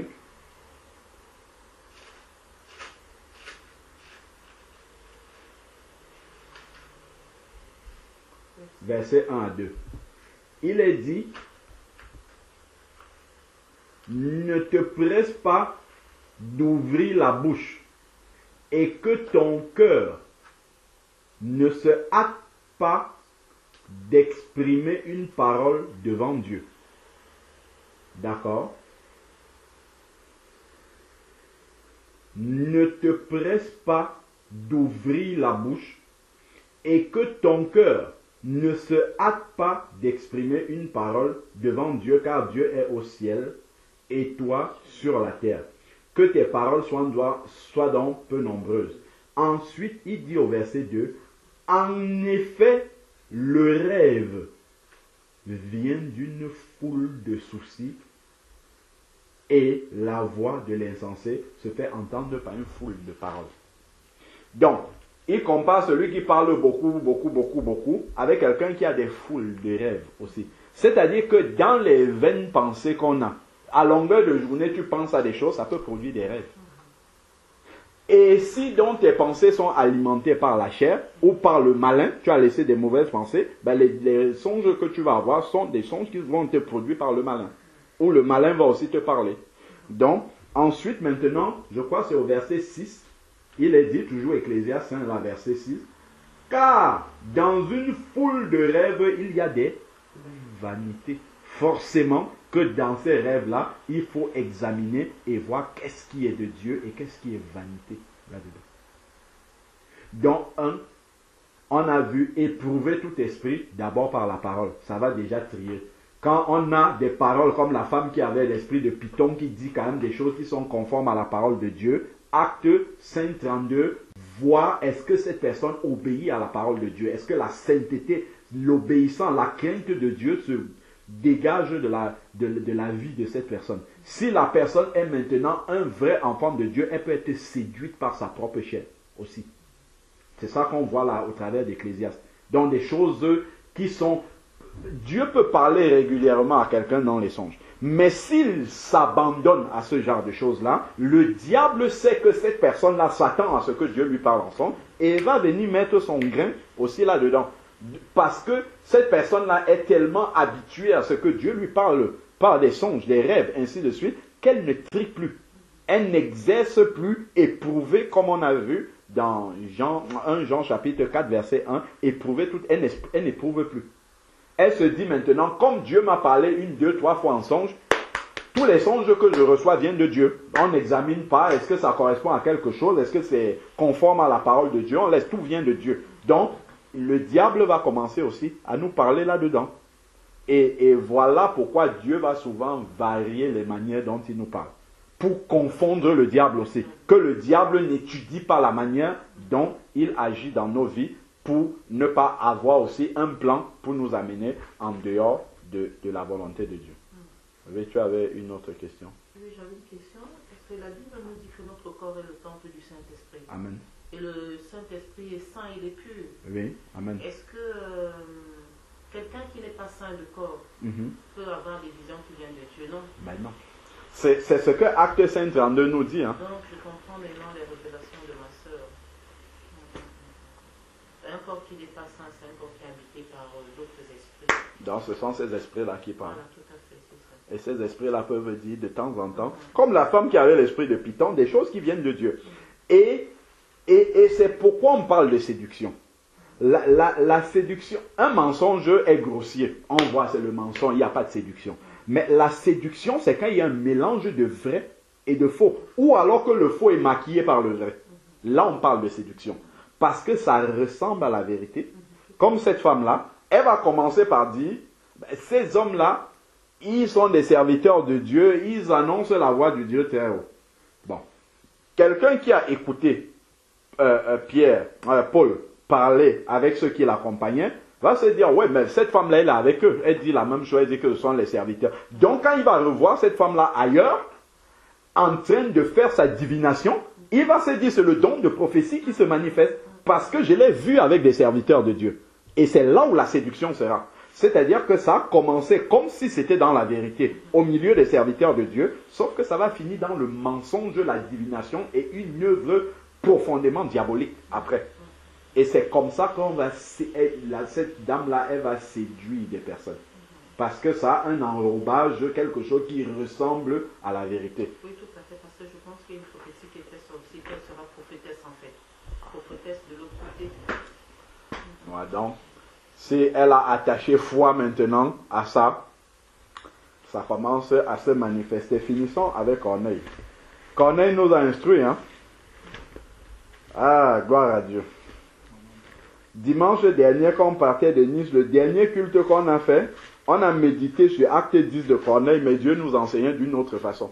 Parce qu'on avait un autre cas devant nous, d'une jeune fille de la famille d'un frère de là-bas, qui cherchait Dieu, et Dieu nous a conduits dans ce passage-là pour lui expliquer comment Dieu agit lorsqu'un cœur le cherche. Mais ici, Dieu nous conduit dans le même texte, mais c'est autre chose en fait que Dieu nous enseigne. Et c'est complémentaire, hein. Comme quand on venait dans la voiture, je te disais que sur le même passage, Dieu peut donner des éclairages en fait complémentaires qui correspondent à une situation déterminée. Si tu vas écouter la vidéo de ce culte qu'on a fait sur Acte 10, c'était dimanche dernier, tu verras, c'est le même texte, mais Dieu nous emmène dans une autre trajectoire en fait.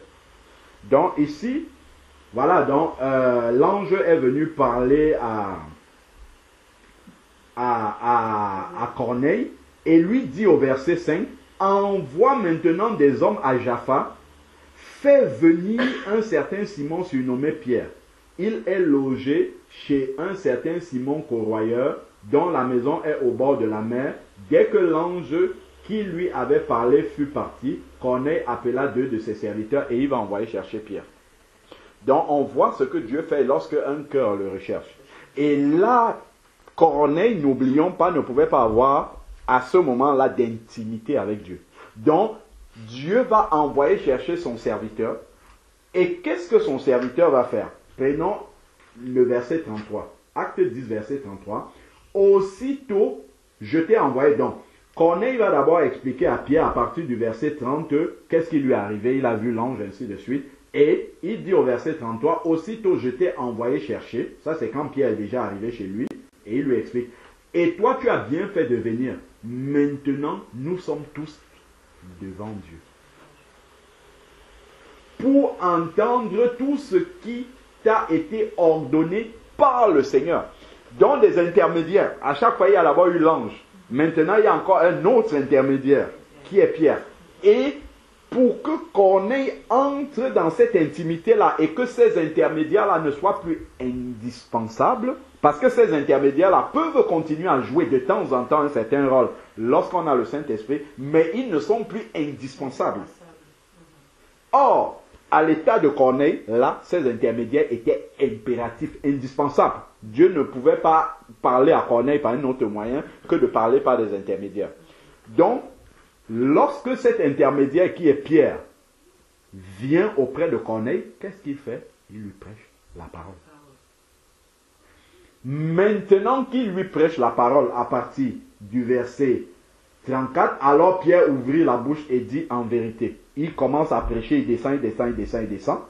Verset 44.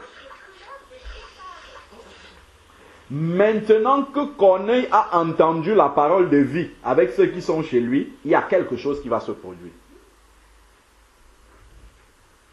Comme Pierre prononçait encore ces mots, le Saint-Esprit descendit sur tous ceux qui écoutaient pour amener cela maintenant dans l'intimité de Dieu. Le Saint-Esprit, il est descendu pour sceller cela, afin qu'ils entrent dans cette intimité-là et puissent communiquer avec Dieu.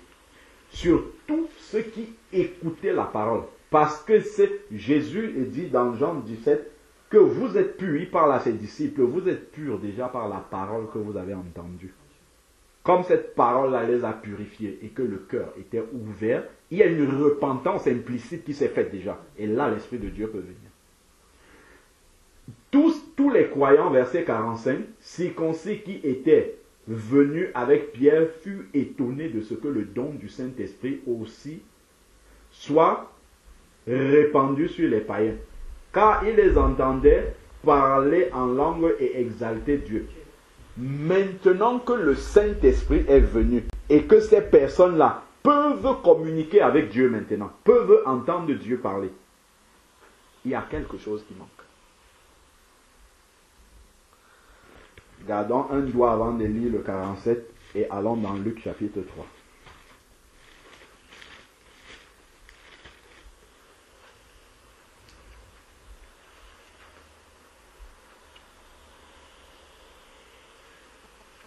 Jésus n'avait pas besoin de passer par le baptême, comme on le sait. Mais pour montrer le chemin du disciple, il va emprunter la voie du baptême. Et son baptême n'est pas fait par n'importe qui, c'est fait par Jean-Baptiste, qui est la figure de la repentance dans la parole de Dieu. Donc il faut passer par la repentance avant le baptême. Acte chapitre 2, verset 38. Repentez-vous et que chacun de vous soit baptisé au nom de Jésus-Christ et vous recevrez le don du Saint-Esprit. Voilà maintenant Luc 3, verset 21. Tandis que tout le peuple se faisait baptiser, Jésus fut aussi baptisé. Donc le disciple doit se faire baptiser après être passé par la repentance. C'est pour ça que c'est Jean-Baptiste qui le baptise. Maintenant, parce que lui n'avait pas besoin de pécher. C'est juste la personne qui le baptise qui symbolise la repentance. Et pendant qu'il priait, il est baptisé maintenant, il prie. Et lorsqu'il prie, le ciel va s'ouvrir. Parce que désormais, comme il est passé dans les eaux du baptême, il y a une communion, c'est l'image en fait de la communion qui s'établit avec Dieu et le nouveau croyant. Le ciel s'ouvre. Le ciel s'ouvre. Donc il est en communion avec Dieu maintenant. Il peut être en intimité avec Dieu.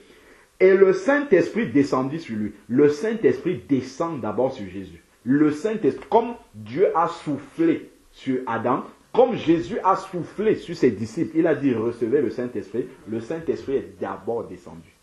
Regardons dans quel ordre les choses sont faites. Il est passé dans les eaux du baptême. Ensuite, le ciel s'est ouvert pour dire je suis d'accord. J'agresse cette personne-là. Cette personne-là m'appartient. Et pour nous, disciples également, c'est ce qui s'accomplit lorsqu'on se baptise. Et ensuite, maintenant, le Saint-Esprit est descendu sur lui sous la forme corporelle comme une colombe. On sait bien que la caractéristique de la colombe, c'est qu'elle n'aime pas la saleté. Elle aime la sainteté, au sens de la propreté. Et il vint une voix du ciel qui dit, tu es mon fils bien-aimé. Pourquoi Dieu parle après que le Saint-Esprit soit venu? Parce qu'il sait que la personne peut entendre. Si Dieu avait parlé avant que le Saint-Esprit ne descende, c'est une parole qui va partir comme ça et retourner à lui. Ésaïe 55 dit la parole de Dieu ne sort et ne retourne à lui sans avoir accompli sa volonté. Mais encore faudrait-il que le destinataire de cette parole-là entende, comprenne qu'est-ce que Dieu veut dire. Donc, dans l'ordre des choses que nous voyons ici, il a fallu que le Saint-Esprit descende d'abord sur Jésus pour que Dieu parle. Et là maintenant, on peut entendre. Donc, il faut pour le nouveau disciple qu'il ait d'abord reçu le Saint-Esprit pour que Dieu lui parle et qu'il entende. C'est que Dieu va lui parler et il ne pourra pas entendre. Et on voit que dans la foulée de tout ça, il y a quoi? Le baptême. Le baptême déclenche tout ça. Et la repentance, parce qu'il y a eu Jean-Baptiste là au milieu de tout ça. Repentance, baptême, Saint-Esprit. Repentance, baptême, Saint-Esprit. La repentance est toujours au début. Baptême, Saint-Esprit, on peut inverser comme on va voir chez Corneille. Dieu peut inverser pour une raison, mais ça doit se suivre immédiatement. Il ne doit pas avoir un, après ça fait 10 mois pour que l'autre arrive. Non. Donc, baptême ici, repentance par Jean-Baptiste, baptême, Saint-Esprit, Dieu parle. Voilà l'ordre. Ici, Pierre a parlé, on retourne dans Acte 10, Pierre a parlé, le Saint-Esprit a parlé la part de Dieu, on a donné la parole de Dieu. Le Saint-Esprit est descendu sur ces personnes-là. Maintenant que ces personnes-là ont le Saint-Esprit, regardons dans au verset 47, qu'est-ce que Pierre dit? un apôtre. Il a compris qu'est-ce qu'il doit suivre directement. Bien qu'il était surpris, comme tous les autres, que le Saint-Esprit ait été accordé aux païens aussi, mais il y a une décision à prendre. Donc, dès qu'on voit quelqu'un qui a le Saint-Esprit, qui est en communion avec Dieu déjà, en intimité, qui peut déjà être en intimité avec Dieu, alors Pierre reprit. Peut-on refuser l'eau du baptême à ceux qui ont reçu le Saint-Esprit aussi bien que nous? Une fois que le Saint-Esprit est arrivé, il faut que le baptême, immédiatement. Ou une fois que le baptême est fait après la repentance, comme Jésus, le Saint-Esprit va descendre. Ça s'enclenche automatiquement. Et si on garde un doigt dessus, regardons Acte 2, 38, c'est ce qu'il nous explique, 38, 39. Acte 2, 38, 39 nous montre l'enchaînement des choses. Acte 2, verset 37 nous dit que les personnes qui ont écouté la prédication de Pierre ont eu le cœur vivement touché. Le verset 38 nous dit, Pierre leur dit à ceux qui ont eu le cœur touché là, après avoir entendu la parole de Dieu, 1. Repentez-vous. 2. Et que chacun de vous soit baptisé, dont repentance et baptême, pour que les péchés soient pardonnés. On peut se repentir, mais il faut que le baptême arrive pour séparer l'ancienne vie de la nouvelle vie. Et regarde ce qu'il dit. Il dit, et le et là c'est en conséquence. Donc si tu es repenti et que tu reçois le baptême au nom de Jésus, comme c'est écrit, il y a une conséquence spirituelle qui est automatique. C'est ce qui s'est passé là. C'est ce que nous révèle aussi le baptême de Jésus. Et c'est ce que nous révèle aussi la prédication chez Corneille. En conséquence, vous recevrez le don du Saint-Esprit. Et le verset 39 dont je te parlais là quand on arrivait, dit, car la promesse est pour vous, ceux qui sont là, ce jour-là, le jour de la Pentecôte, pour leurs enfants, pour vos enfants, et pour tous ceux qui au loin, comme nous ici, nous sommes loin d'Israël, tous ceux qui au loin, tous ceux qui sont loin, en aussi grand nombre que le Seigneur, notre Dieu les appellera. Donc la promesse est pour nous aussi. Donc, tu t'es repenti, tu as décidé de renoncer avec le péché, ma soeur, tu passes dans les eaux du baptême, automatiquement, tu reçois le Saint-Esprit. Parce que c'est ce qui vient te sceller pour que tu entres. Le verset 41 dit, ceux qui acceptaient sa parole furent baptisés. En ce jour-là furent ajoutés à l'église environ 3000 ans. Donc ceux qui sont nés de nouveau, repentis de leurs péchés, baptisés d'eau par immersion, qui ont reçu le Saint-Esprit, font désormais partie de la famille qu'on appelle l'église. Voilà pourquoi dans Acte 10, quand Pierre a vu qu'ils avaient reçu le Saint-Esprit, il demande, peut-on donc leur refuser les eaux du baptême? Verset 48, à ceux qui ont reçu le Saint-Esprit, il ordonna de les baptiser au nom de Jésus-Christ. Donc voilà l'enchaînement. Une fois que la repentance est là, le Saint-Esprit est là, il faut le baptême pour sceller tout. C'est ce que dans Jean 3, Jésus va dire à Nicodème, celui qui n'est né d'eau et d'esprit ne peut voir le royaume des cieux. C'est vrai que dans cette eau-là, il peut avoir l'eau physique du baptême, il peut avoir l'eau de la parole aussi, mais il y a cette image-là du baptême qui est aussi donnée à Nicodème. Et on peut voir aussi dans Marc 16, 16, celui qui croira et qui sera baptisé sera sauvé. Donc on voit que tout cela constitue l'ensemble du cadeau de la nouvelle naissance. Il faut qu'il y ait tout cela dedans. Donc en résumé, cette intimité avec Dieu est manifestée, est possible grâce au Saint-Esprit, parce que Dieu est Esprit. Il faut que tu aies reçu le Saint-Esprit pour communiquer avec Dieu. Et bien retenir que le Saint-Esprit est accordé à ceux qui lui obéissent, ceux qui veulent marcher dans la sainteté, dans la sanctification. Et il y a quelque chose qui peut nous faire perdre le Saint-Esprit, mais ça vient progressivement. quand la Bible nous dit dans Éphésiens chapitre 4 verset 30, n'attristez pas le Saint-Esprit de Dieu. On peut lire, il ne faut pas attrister le Saint-Esprit de Dieu parce qu'il commence d'abord par devenir triste. Et si on continue à l'attrister, il va partir. Progressivement, il va nous avertir en partant, mais il va finir par partir. Si il nous révèle par exemple le péché et que nous décidons de rester dans ce péché-là, nous ne voulons pas nous repentir, il va finir par partir. C'est verset 30, Éphésiens chapitre 4 verset 30, dit, n'attristez pas le Saint-Esprit de Dieu par lequel vous avez été scellés pour le jour de la rédemption.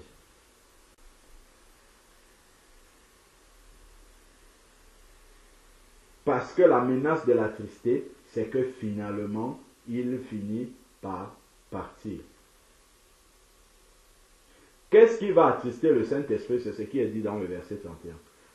L'amertume, animosité, colère, clameur, calomnie, ainsi que toute méchanceté soit ôtée au milieu de vous. Soyez bons les uns envers les autres, compatissants, tout ça.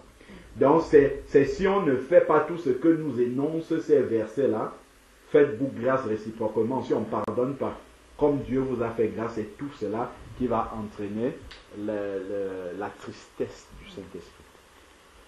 Notre corps est le temple du Saint-Esprit. Donc forcément, il ne faut pas livrer ce corps-là à l'impureté, relations sexuelles hors mariage, toutes ces choses. Ça ne doit pas exister parce que le corps-là doit rester saint pour continuer à habiter l'Esprit Saint de Dieu. N'attristez pas le Saint-Esprit de Dieu par lequel vous avez été scellés le jour de la rédemption. Parce que si le Saint-Esprit commence à partir ou est attristé, il ne va plus jouer pleinement sa fonction de conviction de péché. Et si on n'est plus convaincu de péché, on va marcher dans le péché. Or, Ésaïe, regardons Ésaïe 57. Ésaïe, ou 59, verset 2, plutôt. Ésaïe 59, verset 2, nous dit, Ésaïe chapitre 59, verset 2, nous dit,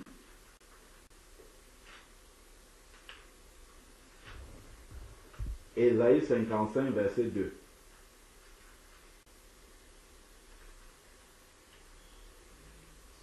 Mais ce sont vos fautes qui mettaient une séparation entre vous et votre Dieu.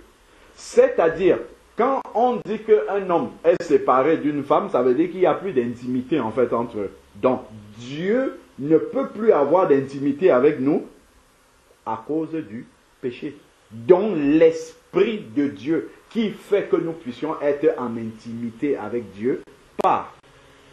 Là, on ne peut plus avoir d'intimité avec Dieu à cause du péché. C'est ça qui nous sépare en fait de Dieu.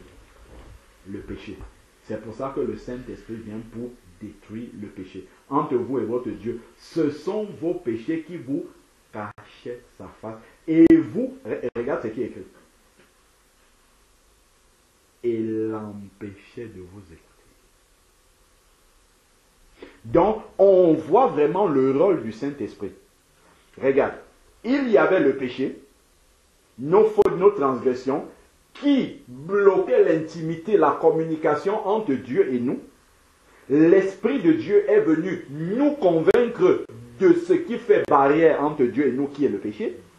On va se repentir, Dieu va effacer le péché, et le péché ne va plus exister. Donc entre Dieu et nous maintenant, le chemin est libre. Mais il faut encore établir le lien. Et ce lien-là, c'est l'Esprit de Dieu qui prend la place du péché. Empêche le péché de venir interférer dans notre relation avec Dieu. C'est pour ça que le Saint-Esprit va toujours nous convaincre de péché. Parce que s'il arrête de nous convaincre de péché, le péché reprend la place. Et du coup, il y a la séparation entre Dieu et nous.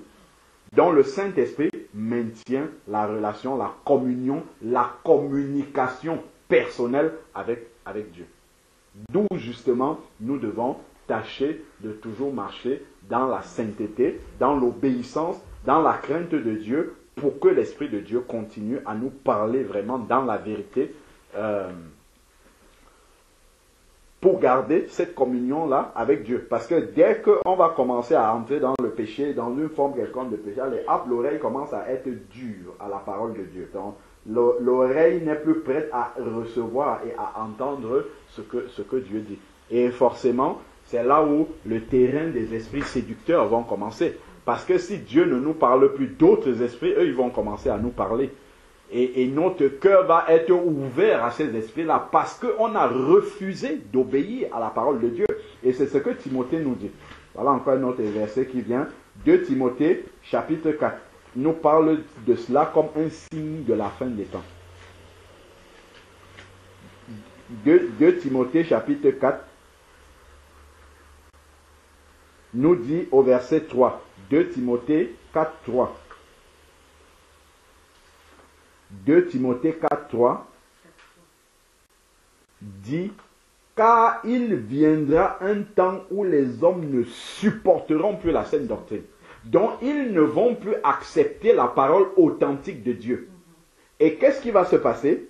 Mais au gré de leur propre désir, donc ils vont vouloir des choses qui sont agréables à leurs oreilles, au gré de leur désir, avec la démangeaison d'écouter, ils se donneront maître sur maître, une foule de docteurs, et ils détourneront l'oreille de la vérité, donc de la parole authentique de Dieu. Et qu'est-ce qu'ils vont faire? Ils vont se trouver vers des fables. Et c'est l'Esprit qui dit expressément.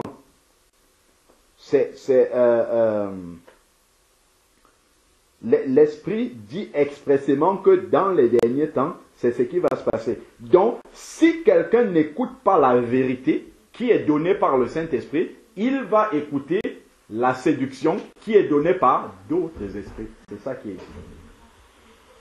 Donc, si on ne s'attache pas à la vérité qui est donnée par le Saint-Esprit, forcément, on va s'attacher à la séduction, à l'erreur qui est donnée par d'autres esprits.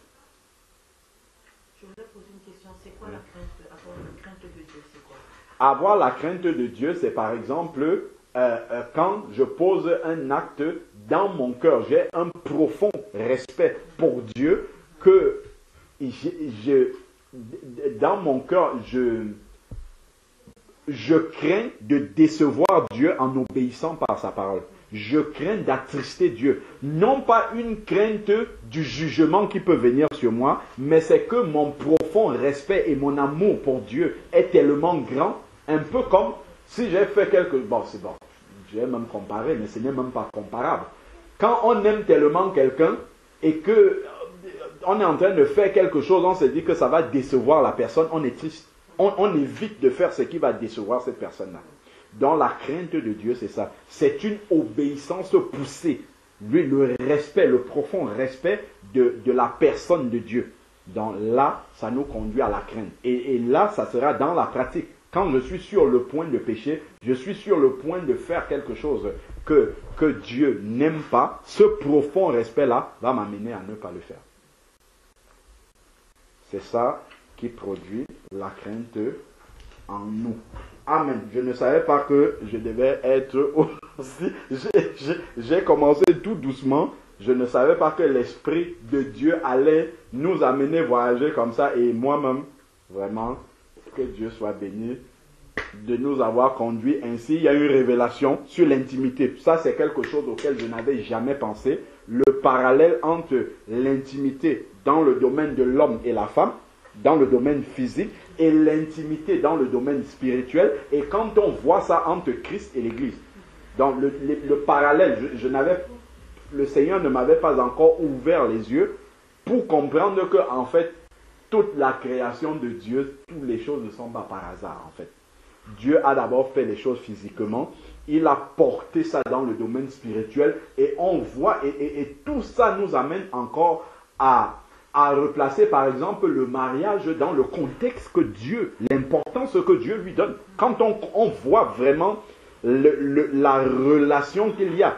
Par exemple, quand Dieu dit de ne pas avoir de rapport intime hors mariage. Quand on regarde ce que le Saint-Esprit, l'intimité avec Dieu, imaginons-nous, ça en fait, un rapport hors mariage représente en fait la communion avec un autre esprit. Or, Dieu ne peut pas accepter et condamner que nous ayons des liens avec des idoles, que nous communions avec des idoles.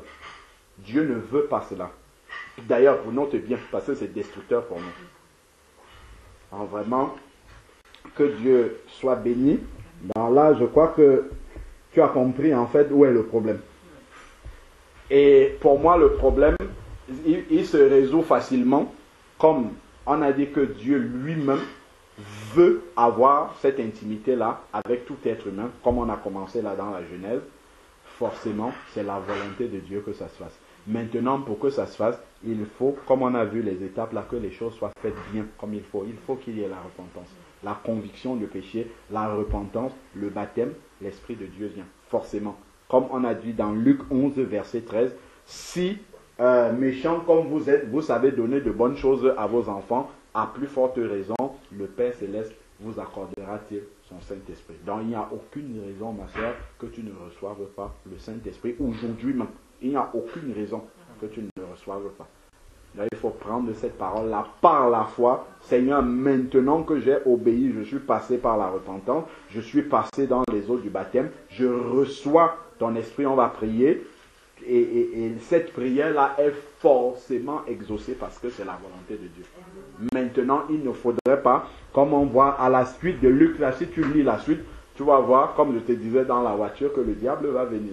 Si tu es le Fils de Dieu, transforme ces pierres en pain. Donc le diable va venir. Ah ben attends.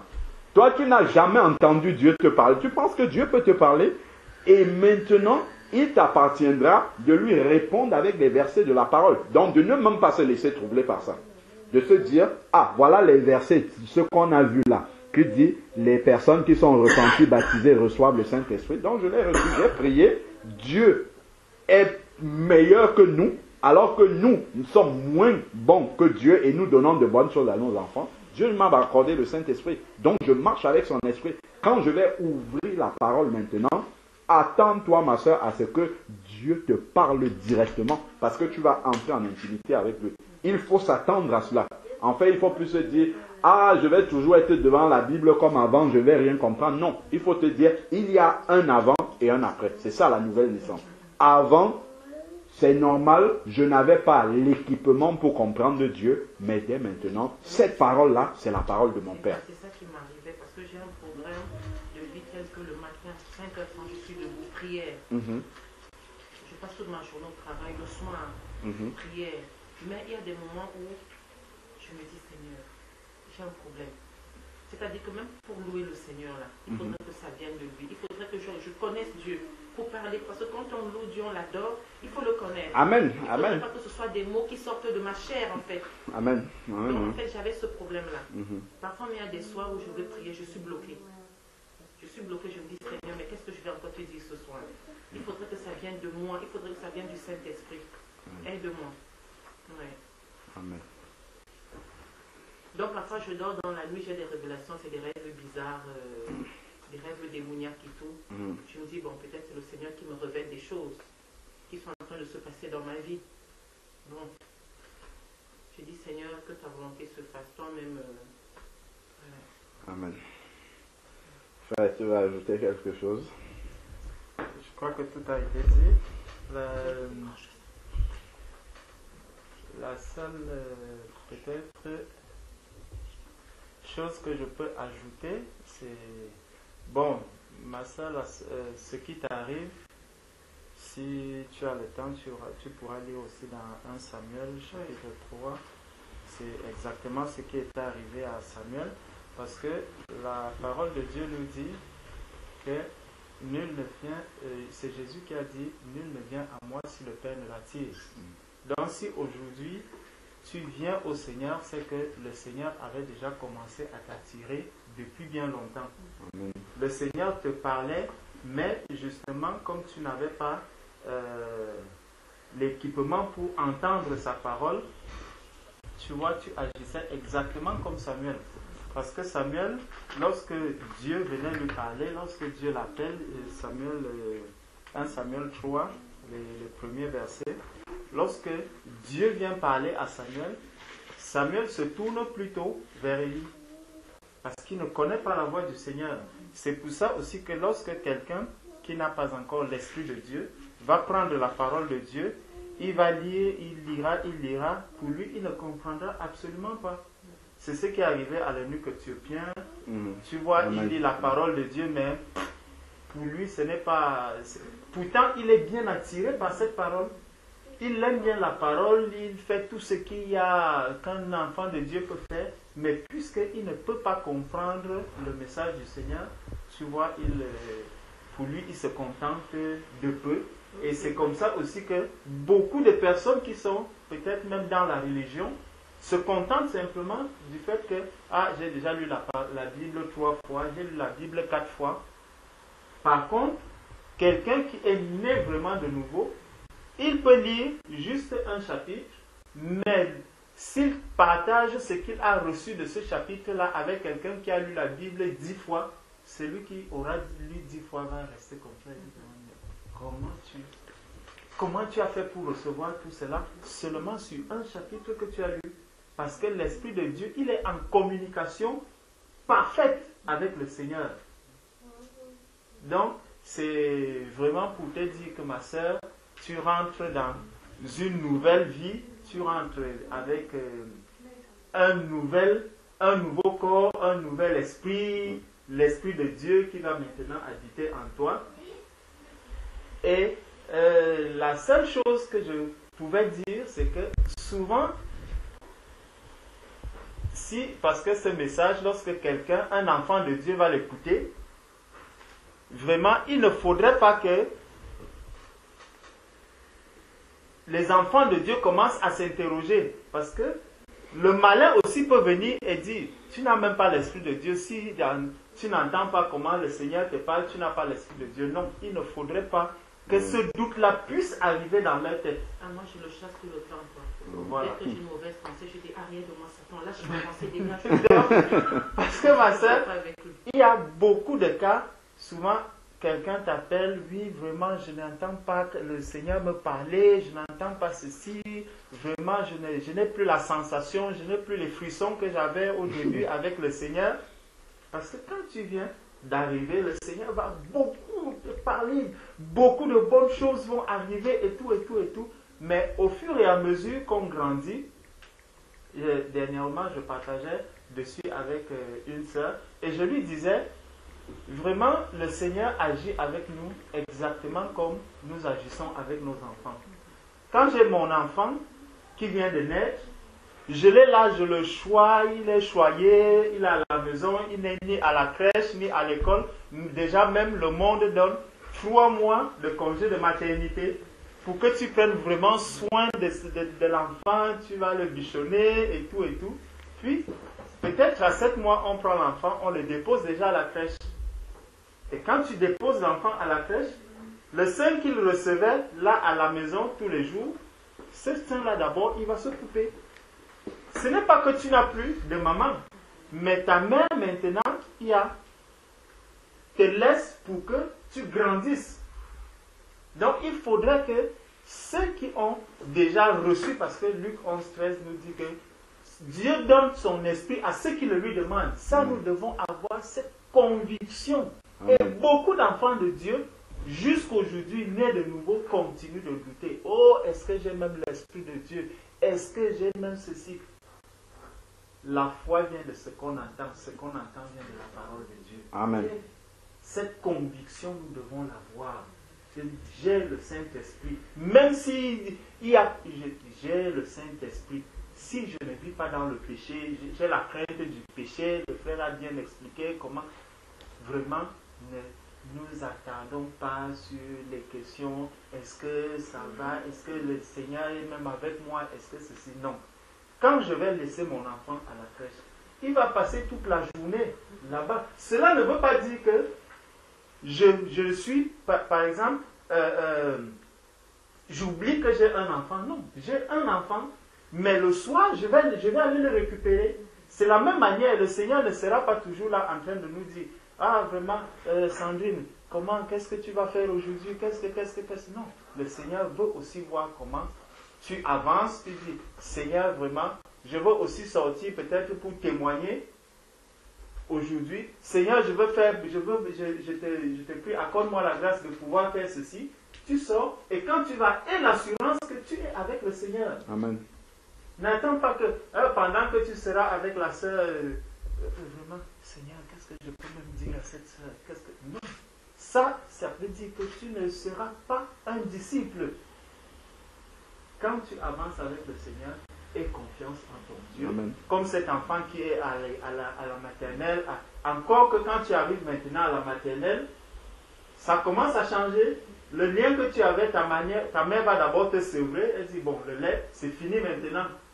Maintenant, tu vas rentrer dans la nourriture solide. Après, quand tu vas même encore grandir, tu vas au collège, les parents vont te dire, bon, il faut que tu ailles déjà louer ta chambre, que tu prennes ceci. Tu vois, c'est comme ça. Et au fur et à mesure que tu avances avec le Seigneur, il faut savoir que le Seigneur veut que tu grandisses. Amen. Donc, tu ne dois pas t'inquiéter, mais fais confiance à Dieu parce qu'il est toujours présent. Amen. Toujours, il est toujours là avec toi.